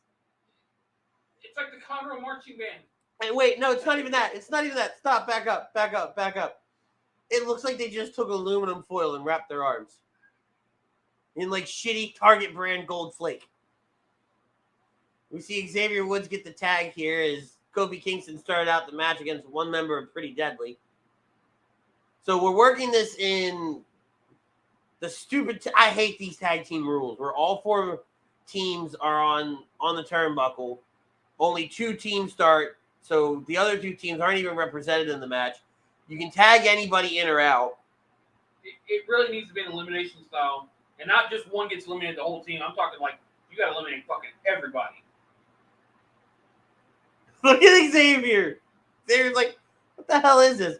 Here comes Kofi, gonna fly. And fucking don't choke yourself now. And see, I'm telling you, she's the best part of all. Look at Kofi. He doesn't even know what to do. Look at her. Look at her. And they're like, hey, stop cheering for him. Just stop cheering for him. And you know what's crazy about all of this? All right, there's a tag.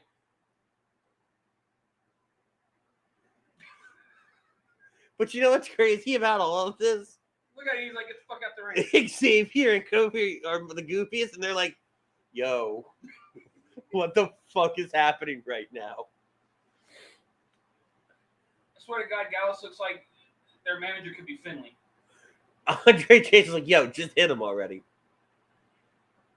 Even they're like, what are we wrestling? I thought we already made the tag. Did we double tag here? I don't know. Big atomic drops from Andre Chase. What are you guys doing? Atomic drop. He's holding his ass in his crotch. All right, Gallus finally get the tag in, so maybe somebody's just going to get their ass beat. Then again, the guys from Pretty Deadly might like that. I'm such a problem. Now who's being a problem this I'm week? such a problem. Now who's going to get us kicked off the fucking air? At this point, who cares? You're going to have us... Yeah, shut up. You're going to have that whole community running right after us. Look at this. Thank you. Just punch him. Xavier gets the tag. Xavier back in the ring now. Why do I get the feeling that they're just going to fucking win the titles again with this the way this match is going?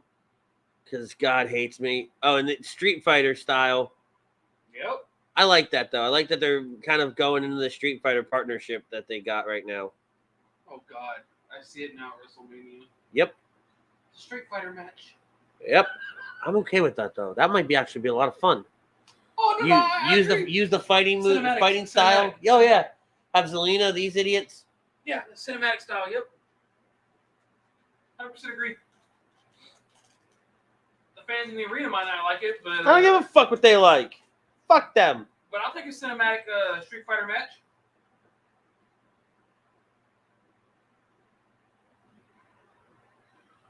You punch like a bitch.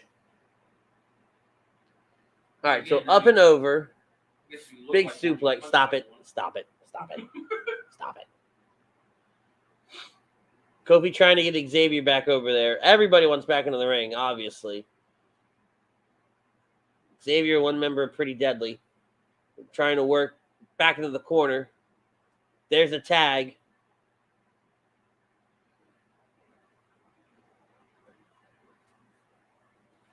Got to cover 1, 2, kick out at 2. Match stays alive. Again, that's why I don't like these Fatal 4 tag matches. It should be eliminated style. I don't disagree with you. Now we're working on the extremities of Xavier Woods here.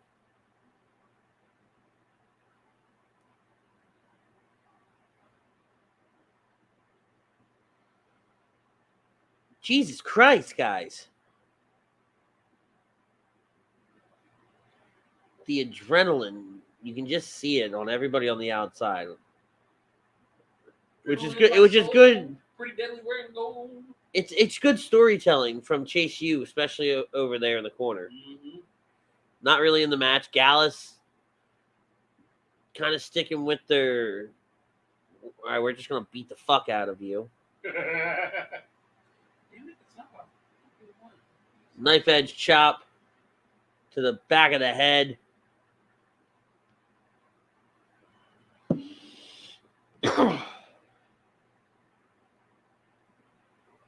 Now we're taunting everybody. This is how this breaks down. And this is how this is going to go. Pretty Deadly somehow going to gain the upper hand. Knock one member down into his corner. Now we're going to go after everybody else. They're staying away from Gallus. He gets knocked on his ass. But it's going to literally come down to Pretty Deadly get beaten up by the rest of these teams. Apparently, I guess he's not going by his Z's anymore. Apparently, it's looking like Davakato. Yeah, that's what he originally. Back to his original. Yeah, I didn't know what they were calling him, so I just went by what he was last called. Looking like Davakato. Kofi with the tag in, taking out both members of Pretty Deadly. Hot tag. Goes after Gallus, knocks them off the turnbuckle. What? Sean, Pretty Deadly basically decided to be as the Beverly Brothers starred in Blades of Glory. Oof. All right, Gallus in the ring. Kofi taking down everybody now. Hell yeah.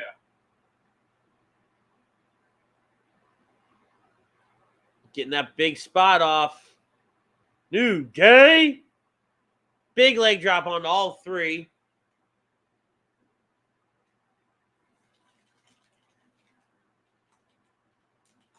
Hold your stomach like you're drunk, bro. What happened?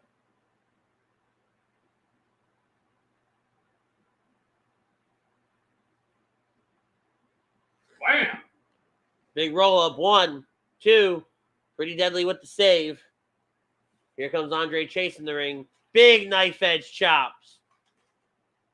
Big forearm from Gallus. Other member of Chase U. And now it's breaking down. This is where everybody gets involved here. Everybody taking shots on everybody else. Kofi gets the knee up into the face. Pretty Deadly back in now.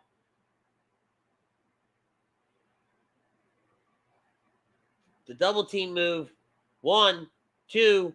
Kofi gets the kick out. I didn't see it ending this early.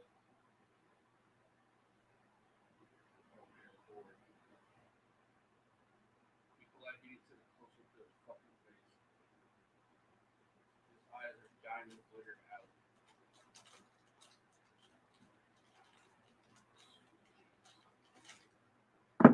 Kofi flips through. Sends one member of Pretty Deadly onto the outside the hard way. Gets the kicks up. Kofi, Xavier win with the tag. Kofi tags back in. Up, up, down, down. 1, 2.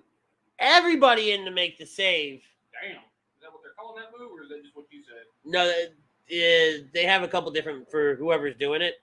So I can't remember what it is. I just called it up, up, down, down. I know that's one of them. I just don't remember. All different button combinations. Yeah, depending on who it is. If it's Kofi and Big E, Xavier and Big E. Okay. Yeah. I like that.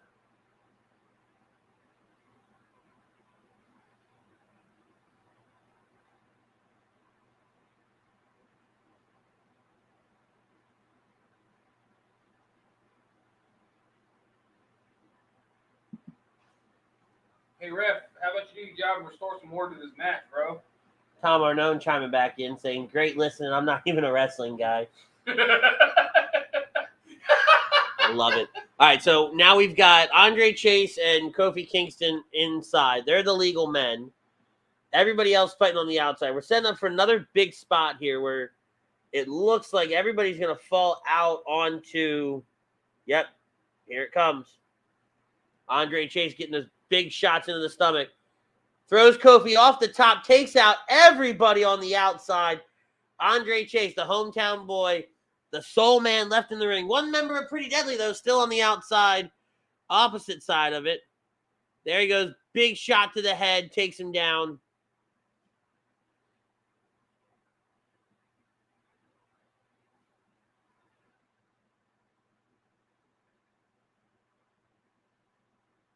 Another superplex. Yep, everybody's back up. Oh, shit. Yep, superplex onto the outside, takes out everybody. All 8 men down on the outside of the ring now, right in front of the commentary table. You really can't go to commercial, boys and girls, because you ain't on Monday Night Raw.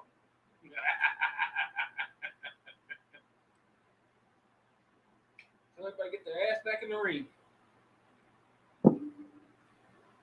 Tom Arnone goes, Butters, what you chewing on? Sour Patch Kids?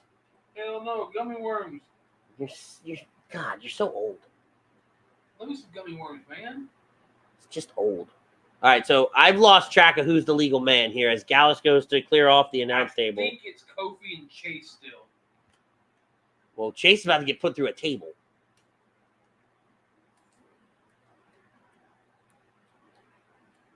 I said his name at the top of the show. What's that guy's name? I don't remember. All right, we'll look it up. I have it. It's just really bad with names tonight. We have to, I mean, there's also just so many damn people. I was about to say, I don't even know Pretty Deadly's name. Gallus' name. All right, here we go. Gallus is Mark Coffey and Wolfgang. I knew that. Okay. Pretty Deadly is Elton Prince and Kit Wilson. Chase University is Andre Chase and Duke Hudson. Okay, that's what it is. Duke Hudson fighting off the boys of Pretty Deadly. Got one up, looking for a Razor's Edge type move. Nope. Sends him into the apron of the ring. Thea Hall might do something really dumb. Oh, no, they're going to put the tabletop back on and set everything back up for those guys. The fuck? God damn it. God, Jesus Christ. All right, Pretty Deadly back in the ring now with Duke Hudson. Send Duke into an Irish whip. Breaks through the double clothesline. Does one of his own. Taking down both members of Chase U. And now we're teeing them up for some big right hands. Very Dusty Rhodes-esque with a bionic elbow. Big senton. Belly-to-belly exploding suplex. Now Gallus back in the ring. That's Mark Coffey, I do believe. Takes down Coffey.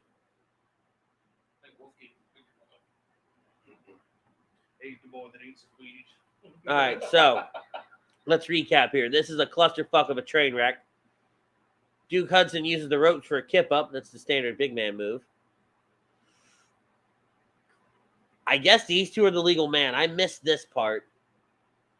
Wolfgang tried to get involved. Wolfgang eats a right hand for his troubles, and Coffey slides out of the ring. Uncharacteristic of Coffey to slide out of the ring here. I think it also helps because Wolfgang has the W on his leotard. I just caught that. I legit just caught that. Okay. Duke Hudson going through the table now. Wolfgang, Gallus dropped Hudson through the table. Looks like Hudson busted open. Somebody's busted open. Well, that's just part of his pain. No, his mouth. Oh, I see it now. Probably bit a lip going through that table. Maybe. All right, so Duke Hudson's been neutralized. Pretty Deadly's down on the outside. I still think Chase and Kofi are the legal men. I do too. I'm not 100% sure who's legal here. I don't think There's Andre Chase in the ring now. He's realizing he's all alone. And he's just fighting off both members of Gallus here. Big right hands. Wolfgang's got him. Throws him into the turnbuckle. Duck down. Got Wolfgang out of the ring. Andre Chase, big right hands on the Kofi. Irish rip. There's a reversal. Nope, another reversal. White Russian leg sweep. Can he capitalize? And you just stopped all your momentum. Fuck, I hate that. Big stomps. I like this because it's almost like if I were to watch Frank wrestle. I feel like that's what this would be. I feel like that's exactly what this would be. This is Frank's character, man. Yes. Well, because Frank was a teacher. Well, big frog splash, 2. Count out, kick out at 2. I'm just saying, I agree with you, but I think this would He's going for the figure 4. He got it locked in. Andre Chase has the figure 4 locked in, center of the ring.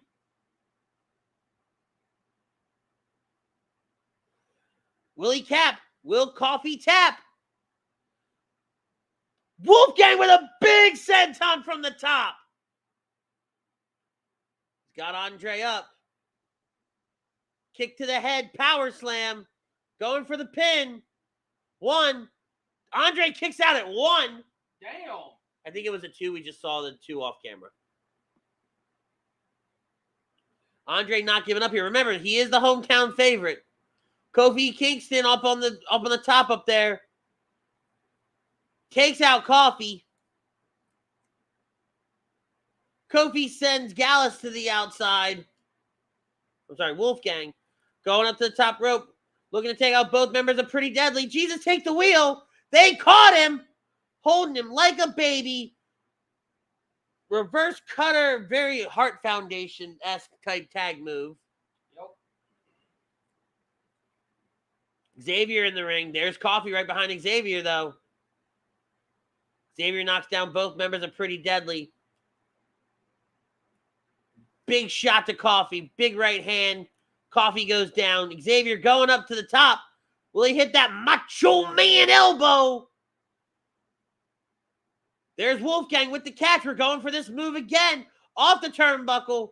Big power slam. 1, 2, 3. Ball game. Gallus is your new NXT World Tag Team Champions. So was this an actual free-for-all? It ended up being an actual free-for-all. Okay, made no fucking sense at the end, but Who cares? No, yeah. Who cares? Gallus is your new World Tag Team Champion, but the rules make no sense. You're tagging in and out and all. Fuck it. Good on for Gallus, though. I would have liked to see Chase U get the win. They're at home. It would have been great. That pop. They've got the fans in the crowd. You know, all of that. That would have been phenomenal. But see right here, big swan. Oh, it was a swanton. I thought it was just a straight up senton. I did too. This is where Kofi takes out Pretty Deadly, and they catch him. Heart Foundation into a reverse cutter. Xavier went for the elbow off the top. Wolfgang catches him, and it is night Xavier. Count to 50. 1, 2, 3. Gallus is your new tag team champions. And this whole thing that they do, very Imperium. Very Imperium. Them in the front, Imperium in the back. Yep. The lights go green for the Eagles. I see what you did there. Thank you. Thank you very much. The Nature Boy. Woo! It is. It's a week from tomorrow. Yep. Oh, this is a documentary, huh? I've heard it's a tough watch. Not in like it's a bad documentary, but like it really highlights a lot of his negatives. So it's an emotional one. Yeah. What's up, Don chiming in over there. Don. Todd Womack chiming in as well. Philly Dilly, Todd. SmackDown. What? They also showing his. I knew they showed him when he almost dies. I knew that. Wow, that was a quick interview. Well, I missed it. They're cutting to look like about to be an interview and it straight went to commercial. Gotta love Peacock Network.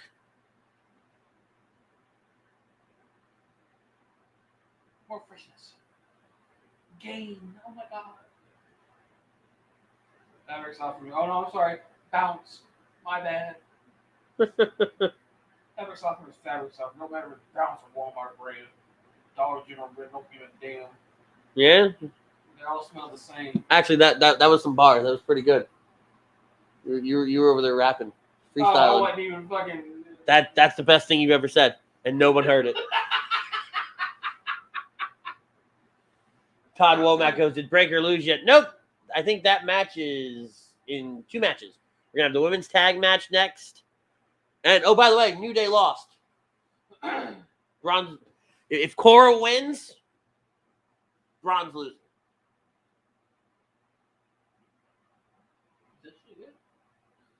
But I think, and this isn't Cora, it's Roxanne. Roxanne, I'm sorry. Well, I don't know why I keep calling her Cora. I think Roxanne's winning it regardless.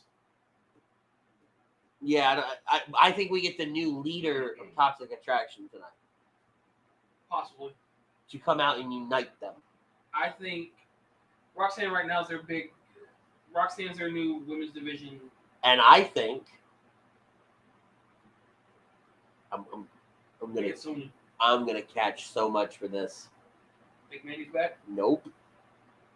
Lana. Possible. She was at San Antonio for the Rumble. Yeah. She was seen hanging out with Damian Priest, Liv Morgan. Granted, yeah, I get they're all friends, but you don't just go to San Antonio for the Rumble. Some people do. Not Lana. Not if you're not with the company. Where are you sitting? Where the fuck are you sitting? In the back. They're not going to let her back there if Mira's still signed to AEW. Yeah, they are. No, they're not. Yes, they are. Not if she's not under contract. No, they're not. No fucking way, dude. Yes, fucking way, no, bro. Nope, no shot.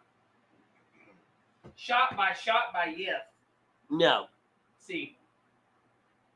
I'll still stand to the fact that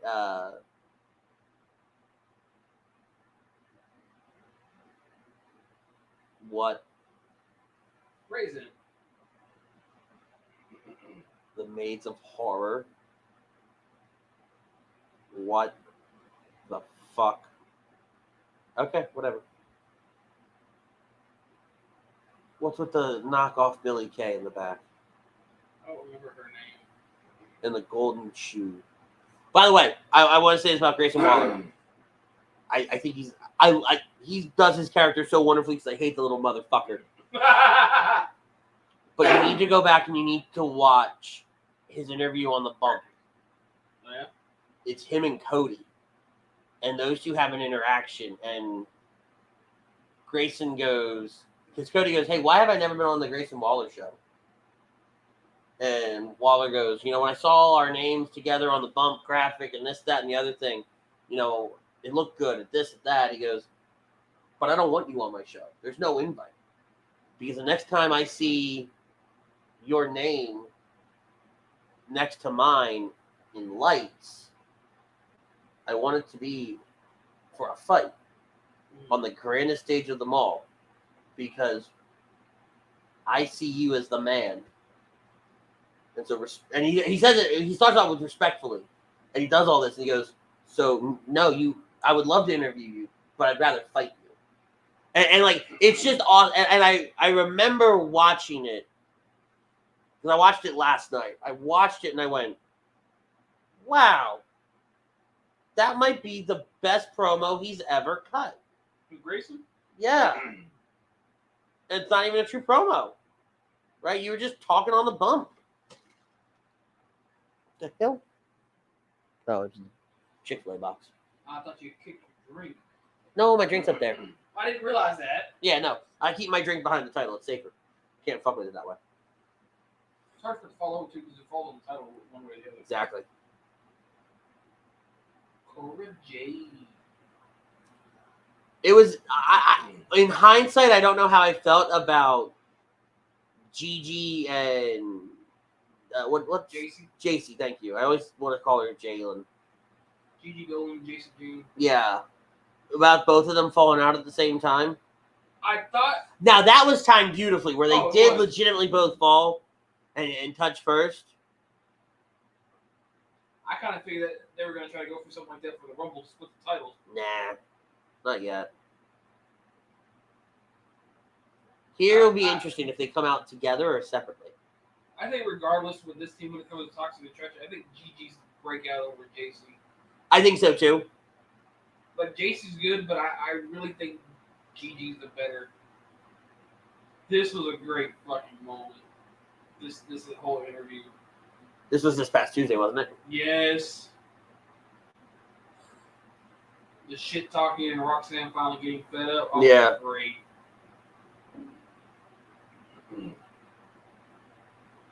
It was Wednesday night. I was home in the kitchen eating, so I popped it on and watched the interview.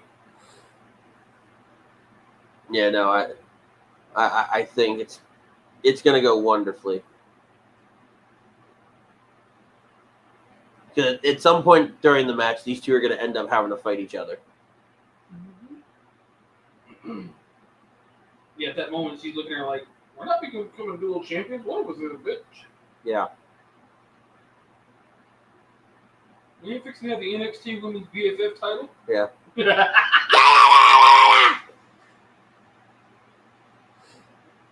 That was great when they put her through the table at the contract signing. These two have done a great job here, working this to where there's no real animosity between them. Mm-hmm. They're playing it well. Because all it is, if you really think about it, it's a tag team versus a single competitor. Mm-hmm. So you can do this so wonderfully. Well, originally, this match was supposed to be with Mandy, but we all know what happened there. Right. And so now you had to go some way, and the best way to go right now is Toxic Attraction. Makes for a good match. I really think Roxanne retains, and I think that we see the new leader emerge tonight. Well, at least they're out together. Yeah, it is big that they came out together. Looking like 80s rock stars. But they always do. I know, it just doesn't bother me any. No, I'm just now really clicking on that for some reason. Really? Yes. You want to guess who JC's dressed up as? Boy George. Michael Jackson. Boy George. I don't know. I'm just throwing something out there.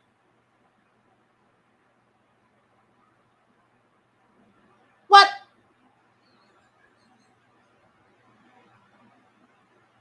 The fuck? It's been a long day, sir. What's your point? I've lost. Never mind. I'm not losing my brain. I'm just lost. Here's what I don't like. Gigi with that blue lipstick. It clashes against everything. And the blue gloves and the blue lipstick. What the fuck are we doing? Who let you walk out like that? I hate everybody. I hate everybody.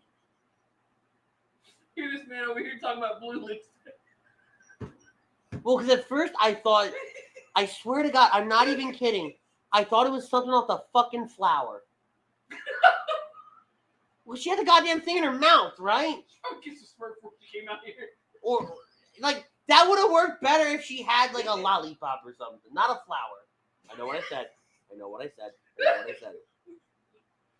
I can't go there. I already said one smurf joke. I ain't going with another. I'm confident in the fact that Roxanne walks out with the title tonight. Oh, 100%.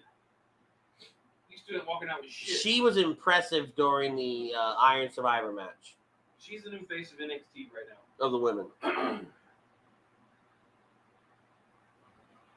God, Gigi looks like she got to a fucking bar fight. That's my goddamn point! I'm just now seeing it. The lights are fully up. But that's the point I'm making. Looks like a fucking clown. And here's the other point. We're not positioning ourselves where it looks like a triple threat. It looks like a handicap match. Somebody's getting Shawn Michaels. Probably the one that's dressed like Shawn Michaels. Or Triple H, whatever you want to call it.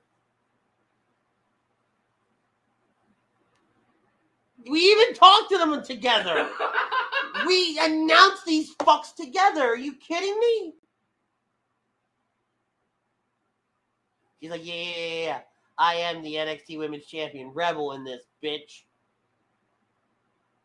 I took my mama's curtains down and made armbands. I was going to say fucking tablecloth.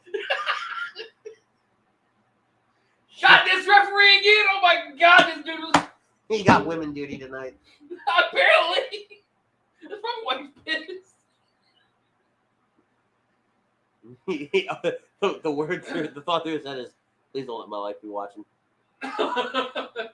Alright, so now they're going to circle Roxanne. You know he'd be watching. Well, now, so mind you, this is triple threat rules here, so anything really goes. As we see, and we're going to play it as a 2-on-1 match for a while now. Roxanne's going to have to separate these two, get these two to turn on each other, and just have them, or it's going to be weird. Yeah, when it comes to the first pinfall attempt. Yep.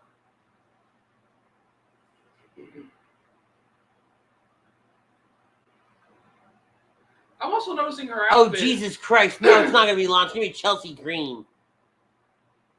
No, I'm noticing this outfit, like, she's all the fucking colors of the God blessed rainbow here. We're missing yellow. Skittles, taste the rainbow. There's a rainbow. I'm like, never mind. Wrong, bruh. Oh, Gigi caught all of it. Jason couldn't do anything. Oh, shit! Damn! She got all of that boo. Oh, there goes one tablecloth. Does mother know you weareth her drapes?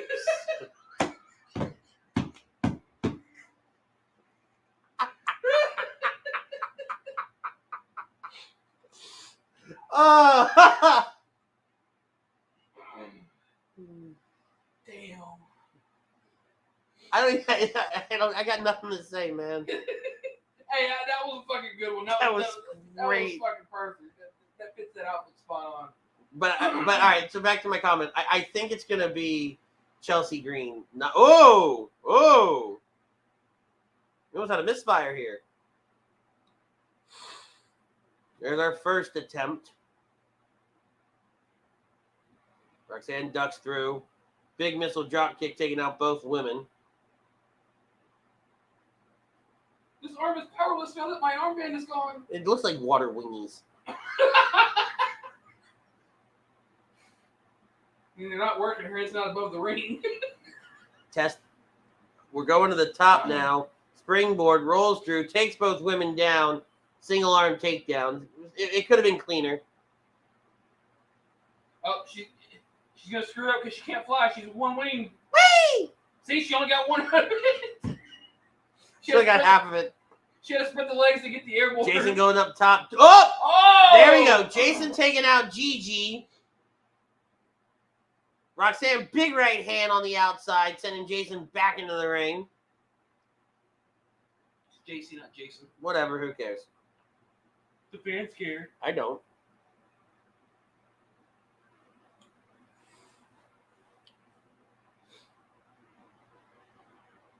Rolls through. First pinfall attempt of the match. 2 count. Going into a cross face. She got it locked in. She got all of it. Able to break through. There's another pin. 2 count. Roxanne capitalized. Rolls. Rolling back up. Working that arm. Wins it while Gigi's down. The look on the face. Oh, it'd be priceless. I think that's what's going to happen. If it changes hands, that's how it's going to play.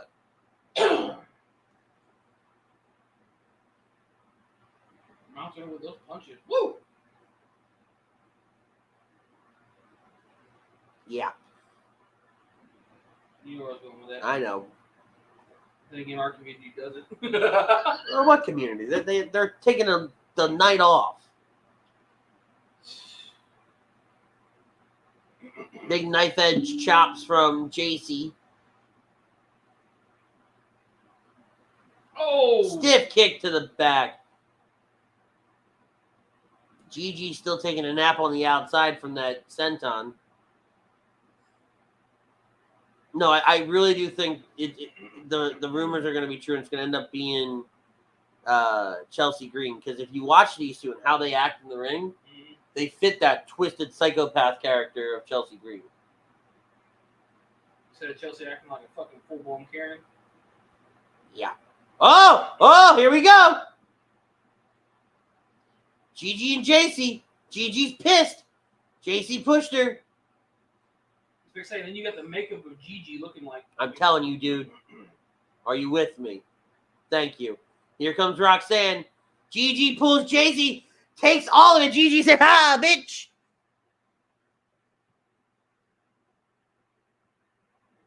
Yeah, Roxanne's gonna win. These two are gonna go at it, and Chelsea's gonna come out to unite them again. And so here's how it's gonna play, because JC and Roxanne had their one-on-one. Now this is gonna be Gigi and Roxanne, and then eventually it's gonna break down again. The interactions between Toxic Attraction is what's gonna be our transitions. We're gonna have the third act of this match is essentially gonna be Toxic Attraction fighting each other. Roxanne's gonna come in for the finale, get the pin off of the confusion, and then that's how the rest of this match is gonna go. This fucking turn off. This is good. Yes, it has an auto turn off feature. Yeah, after 2 hours. I just saw the clock and we're over 2 hour mark. So I was like, oh, it turned off. Well, that's what I like about these. When my wife falls asleep. I fell asleep on it the other night. I woke up all tangled up in it. You don't burn up. You don't burn the house down. No, you just end up tangled up all in it because it comes out of the wall and you're just like, eh. The fuck? Yeah, you're going to wake up. Ooh, Jason broke up the pin there. Look at that face. You're not going to wake up the next morning because you got to asphyxiate. Yeah. JC makes it. All right, so here comes our transition as Roxanne rolls out of the ring. And now we're going to get the one-on-one between these two.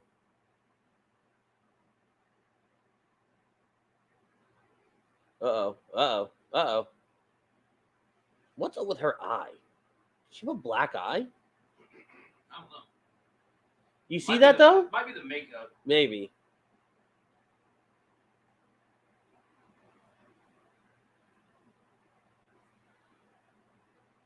All right, we're just doing simple pushes back and forth here. Like a high school. Now we're just going to bitch slap each other. Great. Like a high school fight between two girls. Yeah, no kidding. Guys, come on, you're professionals. That's my boyfriend. That's my boyfriend. Here we go. JC off the ropes. Gigi follow. Duck through. Roll through. Pin attempt. Another pin attempt. Gigi to Jason now. JC. There's Roxanne up high. Roxanne, big splash, taking out both women.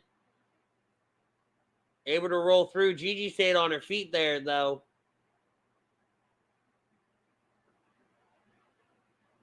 Roxanne taking down JC. Gigi coming back. Double axe handle takedown. Oh, there goes the other curtain. Yep. Missile drop kick. Big kip up. Both women in opposite corners now. Roxanne delivering big forearm shots. Back and forth we go. Where she'll stop, nobody knows.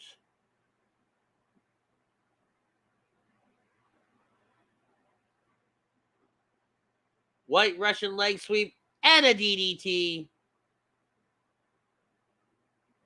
1, 2. Nope.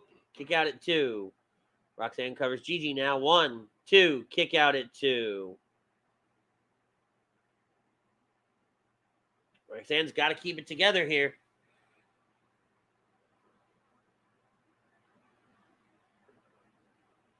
Roxanne going back over to JC now. Off the ropes. JC caught her. Hangs her up from the trio. Whoa, right over Gigi and just Kicks to the sternum. Super kick.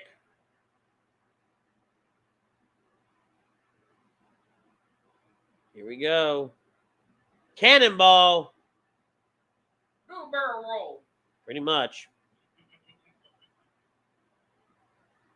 Big kick to the side of the face now. JC gearing up for something. Big knee to the face. Roxanne's out. 1, 2. Gigi breaks up the pin. Look at that kick, though. Beautiful kick. Knee to the face. Here we go. Toxic Attraction now. Back at it. Big forearm shot from Gigi. Another one from JC. And now we're just exchanging forearms back and forth. Roxanne's rolled out of the ring at this point. We now get fury of punches from both women. Big discus clothesline.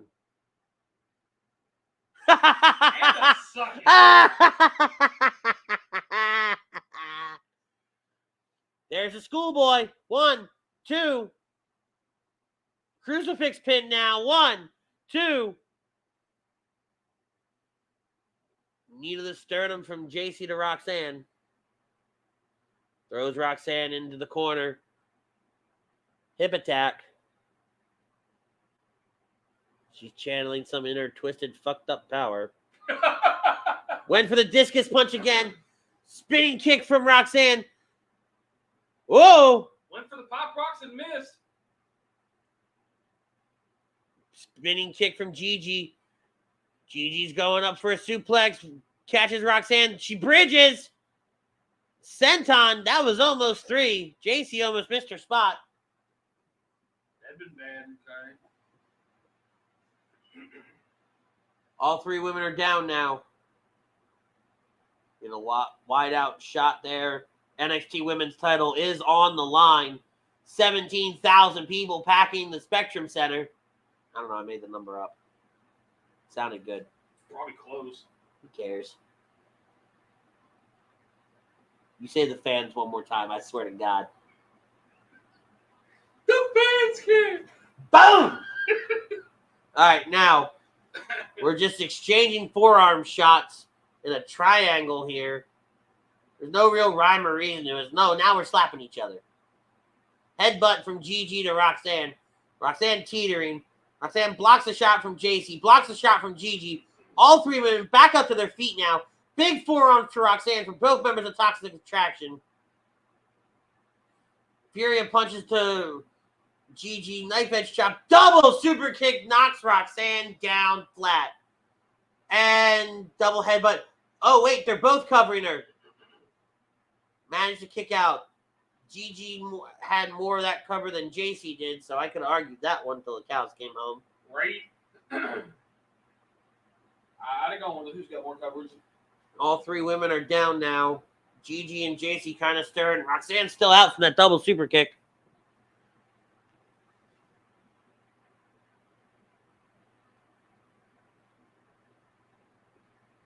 Another fight number who's giving. No, now they're saying let's just get her out of here and let's just you and I go at it. Oh, nope. Well, we fixed the announce table. JC, get the tables. Pretty much. Okay, sure. Cactus Jack would be so proud. Bang, bang. Sure, whatever. All right, we got the table up here. Crowd goes nuts for the table. Where's the announce table? Set the table on top of the table. Full WWE video game spot. Right. All right, here we go for the double choke slam through the table once again. Roxanne fights it off, just like we saw on NXT a few weeks ago. Spin kick. Tried to go for a finisher again. Spin kick again to Gigi. Pop rocks on the outside to Gigi. Doesn't matter because we're not in the ring. JC there trying to capitalize. Big forearm shot. Roxanne sends her into the ring apron. Get your butt in the ring. She rubbing that table like, no, we're about to meet, honey. Yeah, no kidding, right? Hi, how you doing? You sturdy? Yeah, you good. Step up enziguri from Gigi to Roxanne. Uh-oh. This is where the spot's coming. This is where it gets bad. Superplex. Nope, it's going to be a superplex into the ring. Roxanne with the block. Look at that feet positioning from Roxanne. Pop rocks. Yeah, pop rocks from the top. That's what it's looking like now. There comes Gigi. Gigi getting sent through the table. Gigi through the table. Roxanne knows it's her time. Roxanne is looking for pop rocks from the top. Roxanne got all of it. She got all of it. There's the pin. 1, 2, 3. Roxanne retains the title. Top rope pop rocks. All right, so Roxanne retains, so Bron's losing. I'm just telling you that right now. I liked it. There was great storytelling throughout the match. It was good all around. The toxic attraction bit, it wasn't too campy. They're a little bit, the craziness is a little bit much when it's those two against each other and one, like when it's a triple threat style match, but they really treated it like a handicap match there until towards the very end. That was kind of a weak spot way to do the spot, but I get it. Fine. And then there's the top rope pop rocks. And your pin. 1, 2, 3. Gigi. Not Gigi. Roxanne retains the title. But she's out of the ring quick. So which tells me we're going to go to something with Toxic Attraction. Or maybe not. I don't know. They're both still pretty down on the outside now.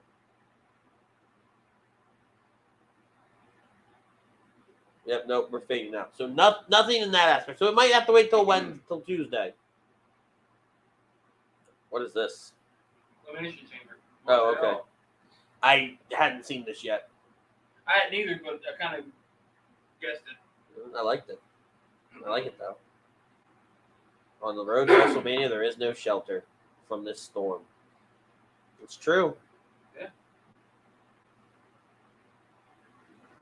Live. God bless. It's in 2 weeks. Ugh. Oy.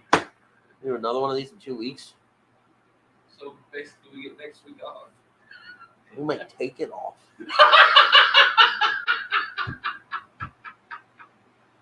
I don't blame you if we did.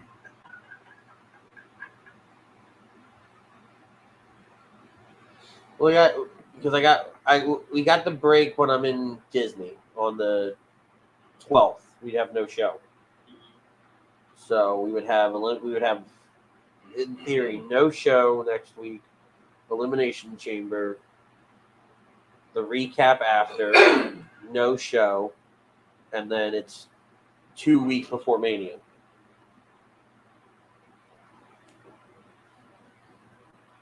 Just these. I love doing these live reaction shows. I love how we do our show each and every week. It's a lot sometimes. That's why we're definitely WrestleMania. We're gonna try to have more people on and try to rotate some people out so that there's some walking that can be done. That doesn't look appetizing at all. No, not at all. Those vegetables look half-ass cooked. Not even. See, now like that looks more. No, it doesn't. That's way too much on a plate for one person. No, I'm not saying this too. I'm just saying it looks appetizing. Yeah. Don't man. I can do that all night fucking too.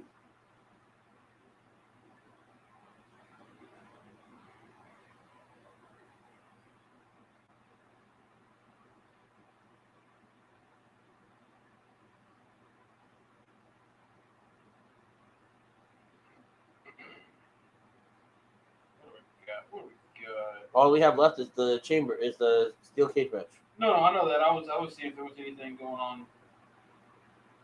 I mean, even fucking social media is dead. Everything quiet tonight.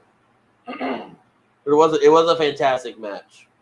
Yeah, it's a good match. Good match overall. I like it.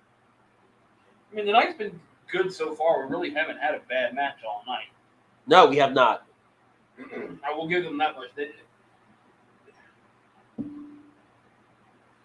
It's back to being one of your nice, good NXT pay-per-views. Yes.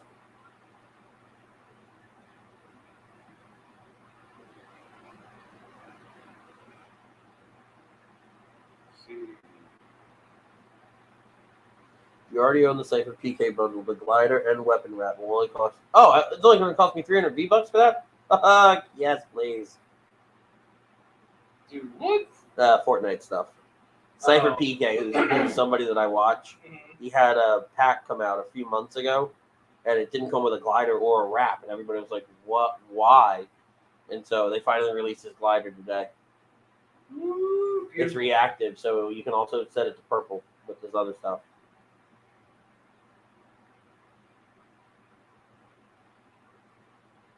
All right, we're lowering the cage. Rob Povia chiming in from Hockey Happy Hour every Tuesday night, saying, "What's up, fellas? What's up, Pove?" Whoa. Again, guys, as we get ready for the main event this evening, we want to send a reminder tomorrow morning, right here on HUD social media platforms. It's going to be Drew Gulak.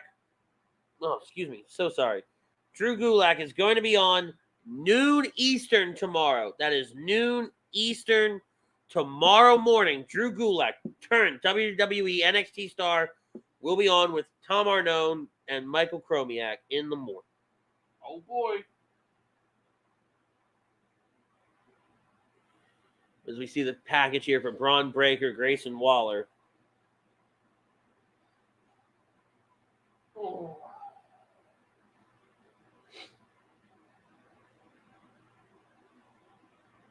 Cutter. Bron Breakker with his Nickelodeon-inspired gear.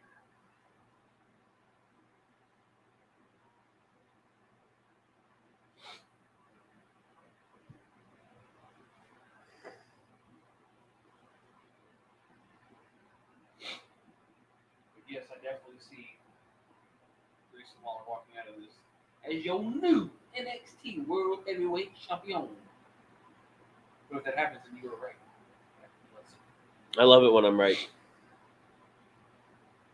Felt like I was right Saturday night about show before. Yeah. Again, I said you were right. I said you were right on fucking air. I couldn't help it.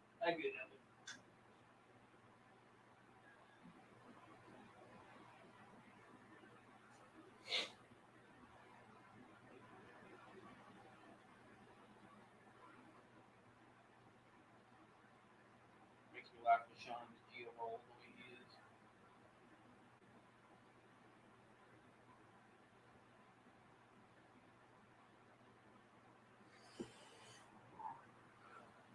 Wow. Jesus.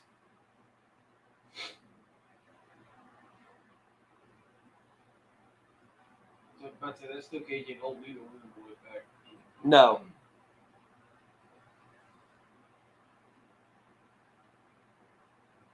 This is going to be brutal. 100%. And I'm here for it. Yeah, this spot was crazy. That was insane. I love that. It was Bret Hart-esque. Bret Goldberg, yep. Yeah.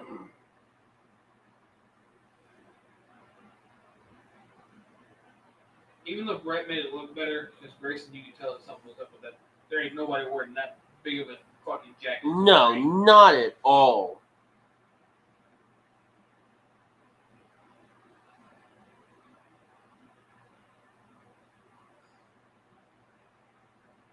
A long ass package. That's the only thing I'm not liking lately is these packages are just so long. Like, get to the point.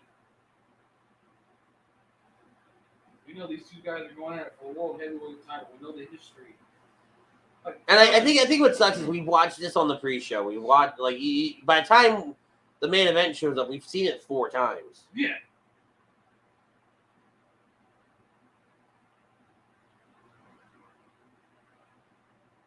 Oh my god.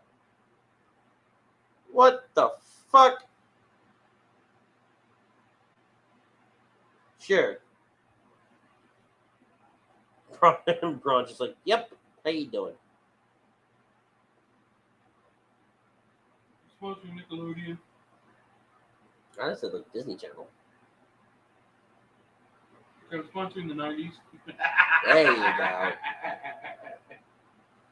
Steel cage is in place. Now remember, escaping the cage is not an option. in this match. You can only win by pinfall. What the fuck?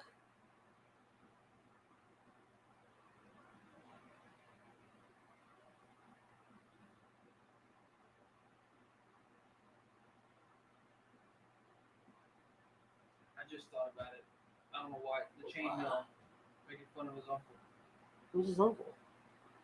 No, making fun of Bron's uncle. Oh. Yeah, no, okay, Chainmail. that makes sense.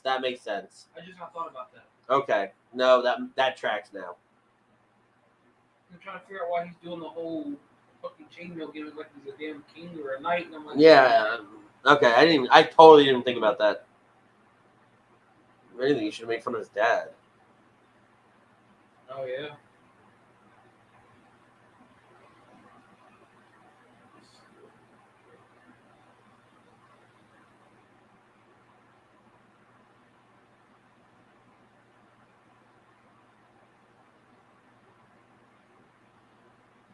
This shoe thing is stupid.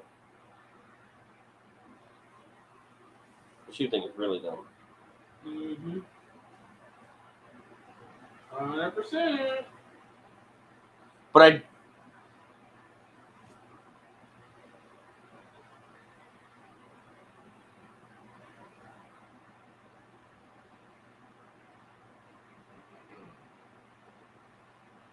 I like the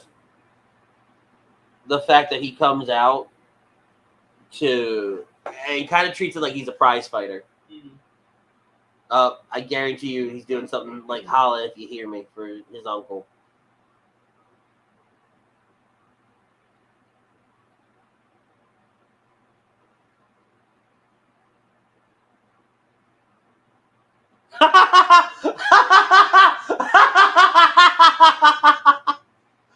Oh shit! Whoever that was so unimpressed.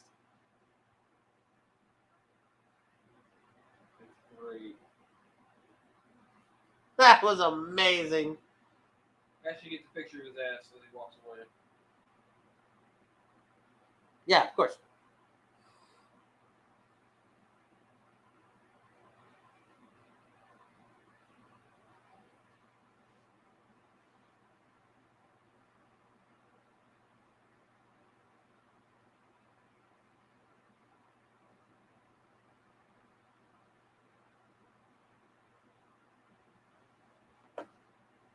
This will be a good match for the girls. The door up. No, Grayson wasn't doing the spot. Grayson should have ran sooner. That was on Grayson. 110%. This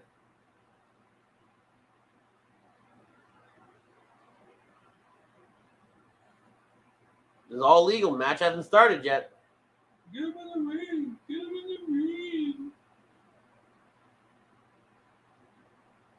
Oh. He said, I think twice about that. Turn around, bitch. Doink!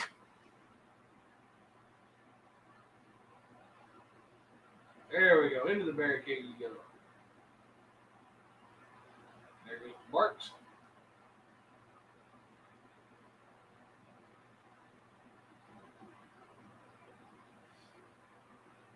Steel cage of the face.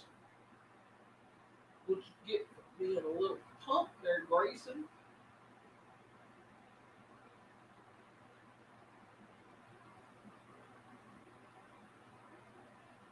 Now is where the match is about to start. All right, doors closed. We have the traditional closing of the steel cage door bit. You normally only see that in Hell in a Cell matches, but okay.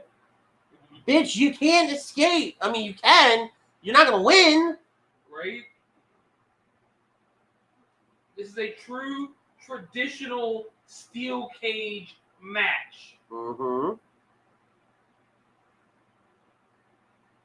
Pinfall or submission only. That's how I feel all steel cage matches should be. Never the whole I need to escape to win. It should always be like Hell in a Cell. It should be that final battle that can't be contested anywhere else because everything breaks the fuck down inside of a steel cage match.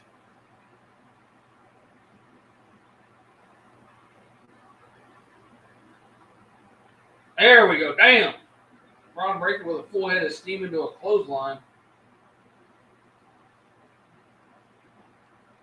God, that steel cage looks flimsy as hell the way he... Oh, yeah.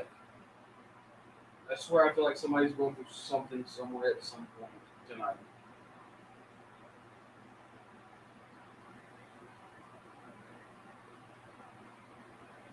Breakker with that stolid suplex walking around the ring. And that's what I like. I like that he's able to do that suspended suplex. Mm-hmm. Suspending and walking. And there's the clothesline. Well, shoulder tackle more like it.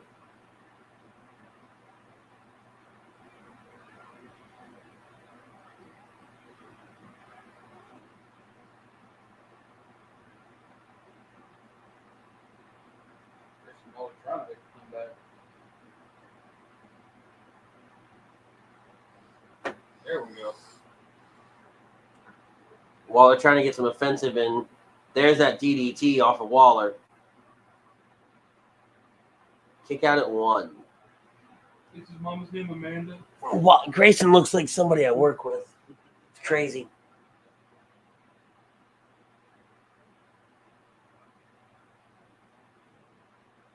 This is going to be a slow start to this. 100%. Oh. Elbows to the back of the head. Or a elbow. Elbow. Kidney shot.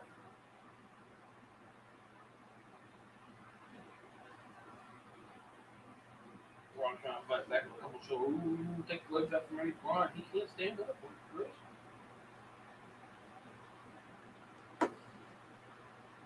Elbow from Waller to Bron.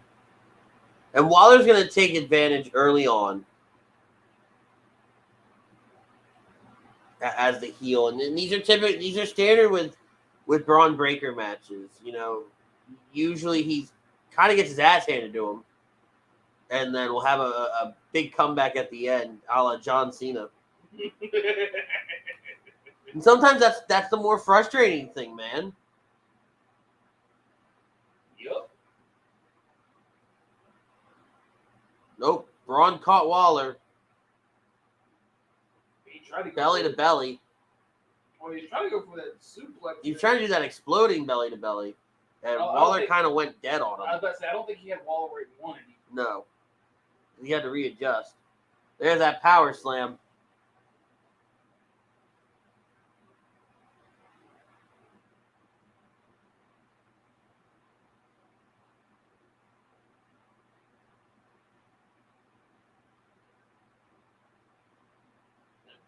Top rope bulldog.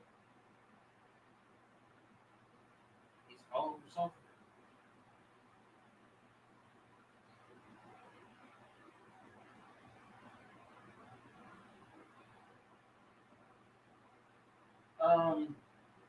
You can't roll out the ring there. Nope, Grayson. doesn't work that way, buddy.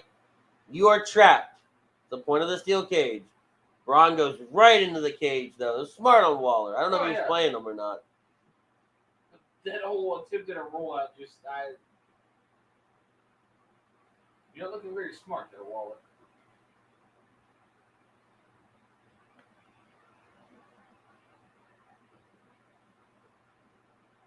Now you're in my world.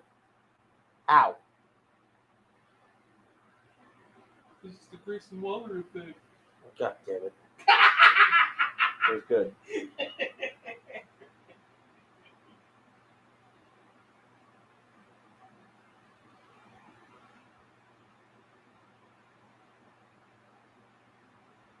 Are you gonna take the straps off for him? Or you just, Yeah, pretty much.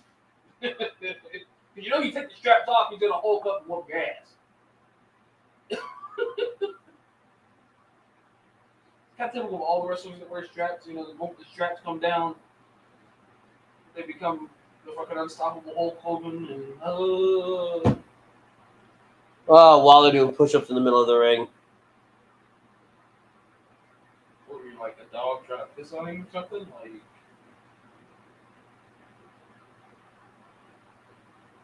pick up the head with the steel cage.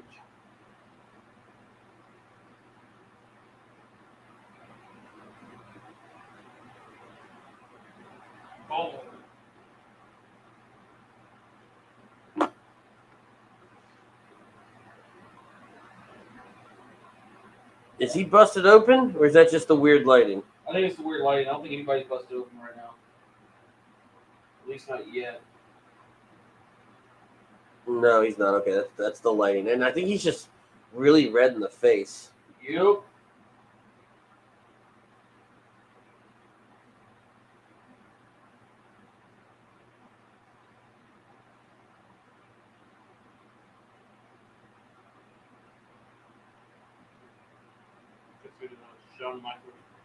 Ooh, that was beautiful. The roll over the back into the double, like almost like an unprettier. That was really beautiful.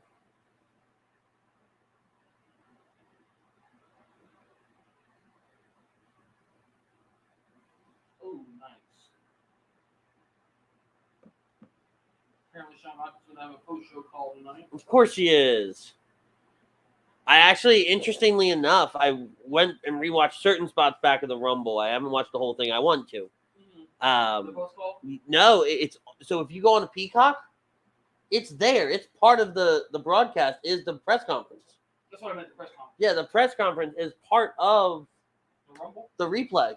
Okay. Yeah, it threw me off. I was like, all right, I'm gonna go watch the last 10 minutes of it. Slide all the way over. This is the press conference. Let me slide the fuck back. So we pretty much shut it down at the press conference. Yeah.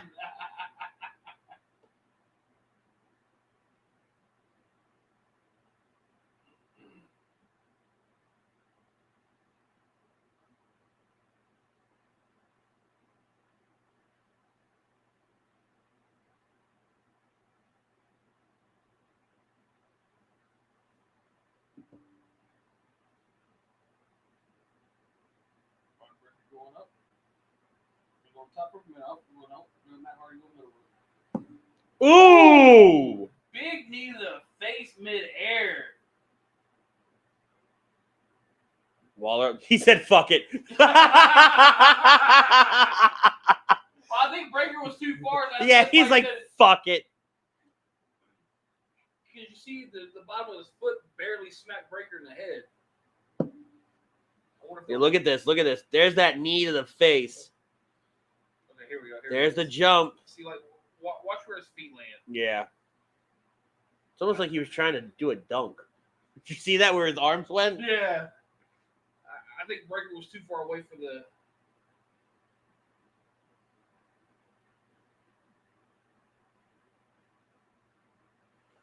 No, we're going to tie Bron up into the ropes because this always works well for everybody. Don't say what like he just woke up.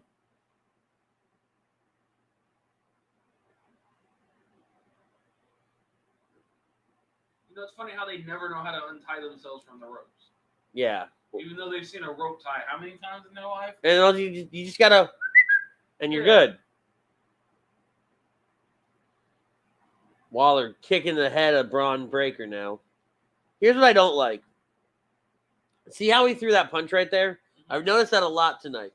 People have been coming back and taking that step forward like they're planting. It doesn't look like you're really hitting them. I get what we're doing here, but you're not making it look as real as you possibly could. As you should be. Solid spear, okay. It would have been better if the spear kind of loosened him up a little bit. Uh-oh. Look at that face. Look at Bron. Look at Bron. He's going to be the guy that finally breaks out of it. Yep. Or he's just going to break the ropes altogether. Or that. It would have been better if he just broke the ropes. Another ring rope break? Yeah, why not? Fuck it. You're trying to build him as like the strongest guy on the planet. Yep. It's Big Papa Pump Bron Breakker. Oh!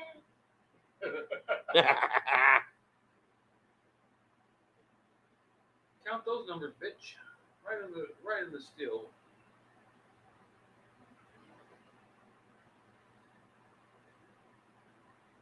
How's that for Steiner math?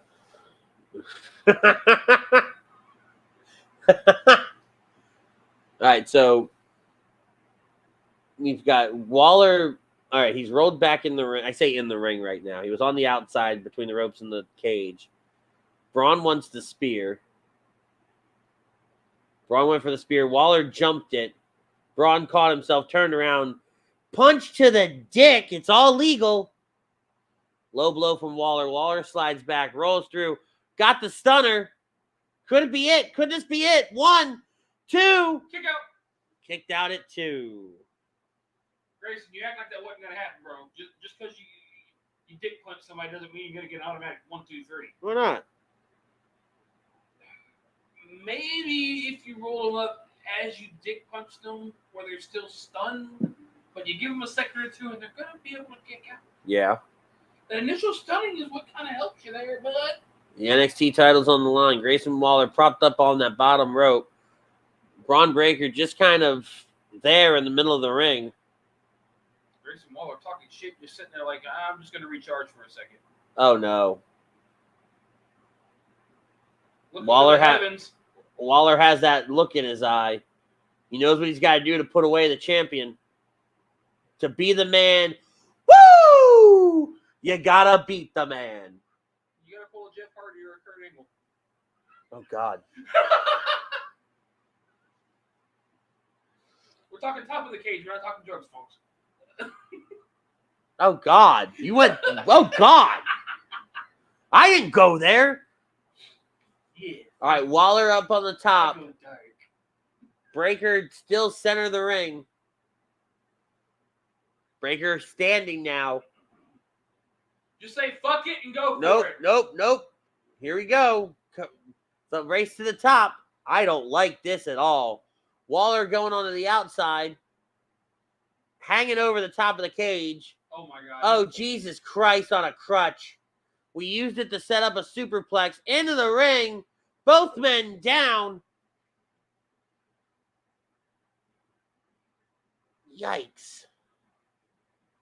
Waller's just not even... Nobody's home. Lights are on, but nobody's home.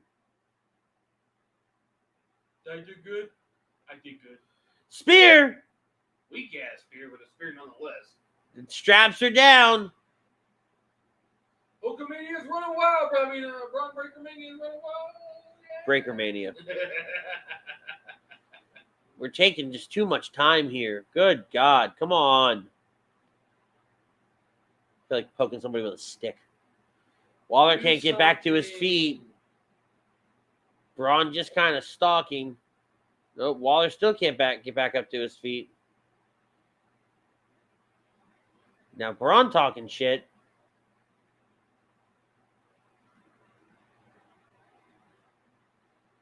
Trying to read lips here, and it's not going too well.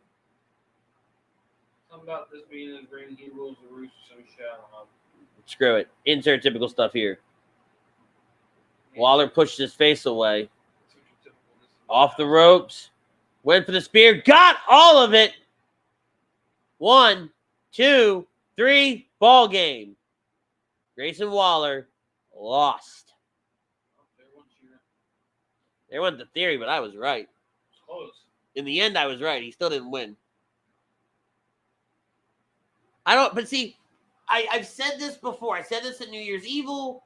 I've said this entire run when he was doing his stuff against oh God, what's the guy with the faction on NXT now? Joe Gacy? Not Joe Gacy. Yeah, Gacy. Gacy. Should have lost it to Gacy. I don't like him retaining the title here. You position Grayson Waller for an incredible run. But, again, Breakker takes this to Mania, loses it at Stand and Deliver. Maybe. If you don't take it off of Breakker, retire the title. You don't need it anymore. You don't fucking need it. I said it when Mandy was champion and Roman was champion at the same time, and then Bron. I don't like the long-term title reigns after a while. The title means nothing. Dude, like he's about to fall over. Well, and then we're going to do this, another NXT pay-per-view. Bron Breakker on top of the world. Ooh, Carmelo coming out now. So now we're positioning Melo takes it off of Mania weekend. He's like, yep, you're next. I get it. Fuck off. Pretty much. He just noticed him now.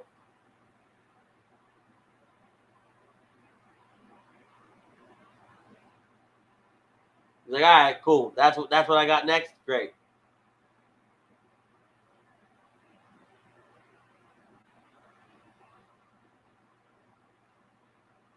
He's like, fuck it, I'm not getting down. They weren't getting the shot they wanted. That was awkward. That was an awkward ending. Weird. So that was NXT. I think that was probably my least favorite match of the night. Yeah, that match because again it goes back to when Breaker wins, it's just not fun. Like you had great matches leading up. Yes, it was a good match. Don't get me wrong. All the matches on the card, but I'd say if I had to say my least favorite match of the night would be that one right there. And then you had the women's tag title match, and that's saying a lot. What takes me out of it is you position Waller the way you positioned him so well. And for him not to win. You could have had Waller like if you have that match at New Year's Evil, that should have been the end of it. If he's not winning here, New Year's Evil should have been the end of it. Yeah. But now we're going to spend the next 6 weeks building Melo Breaker for Stand and Deliver, and Melo better take the title off him because, again, I'll say it on the air that night, retire the title. It doesn't mean anything anymore. I get it on the main roster. I get it on Roman. I get it with being the tribal chief and all this. Bron Breakker as a character is so one-dimensional. His stories are cut and paste. You don't learn anything new. We don't develop anything differently. I guarantee you it's the run they wanted with Scott Steiner. No, fuck that. Absolutely not. Because Steiner sucked. No, Steiner had foot problems when he entered WWE. Stop, but you're missing my point. Steiner sucked. But I think this is as a singles competitor. Horrible. It didn't work. Okay? What they're doing here is we don't know what the fuck we want to do with NXT right now. We brought Bron in for NXT 2.0, and that should have died with NXT 2.0. When you went back to this, you had a changing of the guard, the changing of the colors. Get away from the Walking Fruity Pebbles box and go on to something else. You positioned yourself. You had two people dominate an entire era in Mandy and Bron. Regardless of the reason, you took the title off of Mandy. Why didn't you take it off of Bron? Maybe they got something better in store for, The only thing that's better at this point, the only godforsaken thing, is Melo taking the title at Stand and Deliver. I get that. Because if it doesn't happen, I'll say it again, third time's the charm, retire the goddamn title. This is the shit that has pissed me off about wrestling companies as of late. Not just WWE, AEW, New Japan, ROH. Take your fucking pick. There is absolutely no reason with the talent that you have assembled in this day and age that you position somebody to be world champion for longer than a year. Nobody's invincible. You take it. But the problem is when it's somebody like Bron, Breaker, Little Steiner, whatever. Won that. When you take somebody like him who is so one-dimensional, who is so just create a wrestler number 18. Yeah. It's unbelievable. Now with Roman, head of the table, the positioning, everything like that, I get it. For a while, I was not a fan of it. I've said it on this program numerous times. Not a fan of Roman still holding the gold. Then they unify the titles. Okay. We're getting back to where I'm not a fan of it anymore. Because the stories that he's in transcend the title. The title is a prop at this point. The title means nothing. And that's not to say that the title is useless, because he's held it for 2.5 years. It just means diddly dick right now. The story is so good that it doesn't need the title. It did in the beginning to cement himself. The title should have stayed split. You can have him hold both titles, but it should have stayed split. I didn't mind when they unified them, because it would have gotten too convoluted trying to tell two different stories with Roman. He could have had both titles and not unified them. But it would have been. It's a catch-22. I see. I don't get me wrong. I see where you're coming from, but you're very easy to book yourself into a corner, because now you're asking a couple of different things. One, you're gonna have to ask Roman to wrestle twice at major pay-per-views. You have to. There's no way around that. You can't pitch me a WrestleMania or a Royal Rumble or a SummerSlam or a Survivor Series or even Money in the Bank, where both titles aren't defended. You can defend one on a TV show and one on a pay-per-view. You can't pitch that to me. Stop hitting the table. You're messing with the mic. As a fan, as somebody that has watched this for a long time, you can't pitch that to me and make it make sense. Where those titles aren't defended. Now, if it was like a Hell in a Cell, or a WrestleMania Backlash, or insert secondary pay-per-view here, okay, fine. One on the TV, one at the pay-per-view. Fine, sure.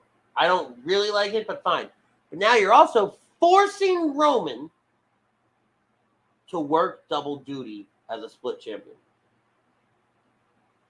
Because build-ups, you're going to have to be on both shows. Yeah. Doing 2 different segments. Because things are going to overlap. And with Roman's schedule now, it's not going to happen. Right. So, it was easier, and I get, again, we talk about it, the wrestling side of things versus the business side of things. That was a business decision to unify the titles. Okay? It made more sense contractually with Roman, the direction they wanted to take the story, everything. I'm not mad about it. I get you're mad about it. We've been having this argument since WrestleMania of last year. But you have to see it on that other coin. And I think you do to a certain extent. Mm-hmm. But now, here we are, 800 and some odd days later, from when he first won the Universal title. Almost 900 fucking days. A year after he unified the things. I don't care. But we're a year after he actually unified the things. And the story has evolved and grown so much in that time that the titles are just secondary. The titles just exist. They're shiny pieces of jewelry that he walks down with every week. Which isn't a bad thing, because it's a credit to them that they have taken this story and they've made it more important than the titles. The biggest prize in the sport. And I don't care what anybody else says about AEW, New Japan, ROH. Their world title means the AEW world title means more than the WWE title. No, it doesn't. There's lineage there. There's a history there. Mm-hmm. Even the IWGP title is borderline secondary to the WWE title because it dates back so long. And The lineage is just insane there. I would say 1A, 1B if you want to settle that argument. It's the biggest prize in the sport. It's the Lombardi Trophy of professional wrestling. And you now have a storyline that is bigger than that. Yeah, you don't need it. But then you look at NXT, and you have Bron Breakker, who's like the Jets. Because he's one-dimensional. There's nothing. And he's good in the ring, don't get me wrong. But character-wise, story-wise, I can't get behind anything he does.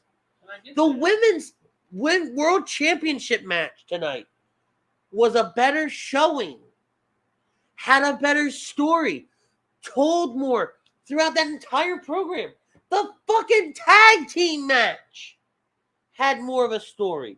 Apollo and Melo, not for anything. The only match on the card that didn't have a title up for grabs had more of a story. Yep. Everything tonight told a story except for your world title match. Agreed. On one half, you told a great story with Grayson Waller. You set him up to win. You look at everything he's produced, everything he's said, everything he's done, even throughout the night, the flare strut in North Carolina, the chainmail a la Scott Steiner, all of it. And then you have Bron, who comes busting out of the Grayson Waller effect, which your entrances suck. You've lost me because you saw it on the lady's face. Yeah, because he's just busting out of any and everything. But you lost me before you've even made it down the ramp.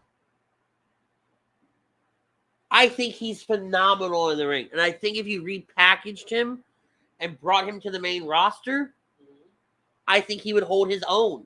Because he's not horrible on the mic. Because he's short, sweet, to the point. But because there's nothing fucking else to him. That's what I have a huge problem with. That's why, at the end of it all, I would have rather the women end that match, end that show, than the steel cage match. I can agree to that. I was due for a rant. Oh yeah, 100%. I was fucking due. But I really don't have anything else to say on the evening. We've talked about everything all night long. That's what I love about these reaction shows. Show's over. We're pretty much over. So, with that being said, do you have anything before we go? No. No? I don't think I do. Okay. So, we want to thank Dr. Paul Vidal and his team at Specialized Physical Therapy, LLC, for sponsoring our poll question for the evening. Obviously, I was right, because Grayson Waller didn't dethrone Bron Breakker. But whatever. And we want to thank Alonzi Travel for each and every week sponsoring what we do here, making everything possible. So, Alonzi Travel specializes in creating the vacation of your dreams at Disney Universal or wherever your heart calls you. Let their talented team of travel experts, including yours truly, create a custom vacation for you without any of the stress. Alonzi on over to alonzi-travel.com/take the trip to get in touch with myself or one of the other incredibly talented travel agents. And let us start planning your next stress-free vacation today with a complimentary vacation consultation. For Butters, I'm Ritz. We will see you guys when we see you because we haven't made a decision if we're doing a show next week. It might be Elimination Chamber. Who knows? We're 6 weeks away from WrestleMania. We're 1 week away from the Super Bowl. In that aspect, go Birds. And make sure you guys check out Drew Gulak, current WWE NXT superstar, tomorrow morning right here on AGD Radio with Chrome and Tom Arnone. But we're out of here. Until next time, tell somebody you love them. Peace, love, and joy. Good night, everybody.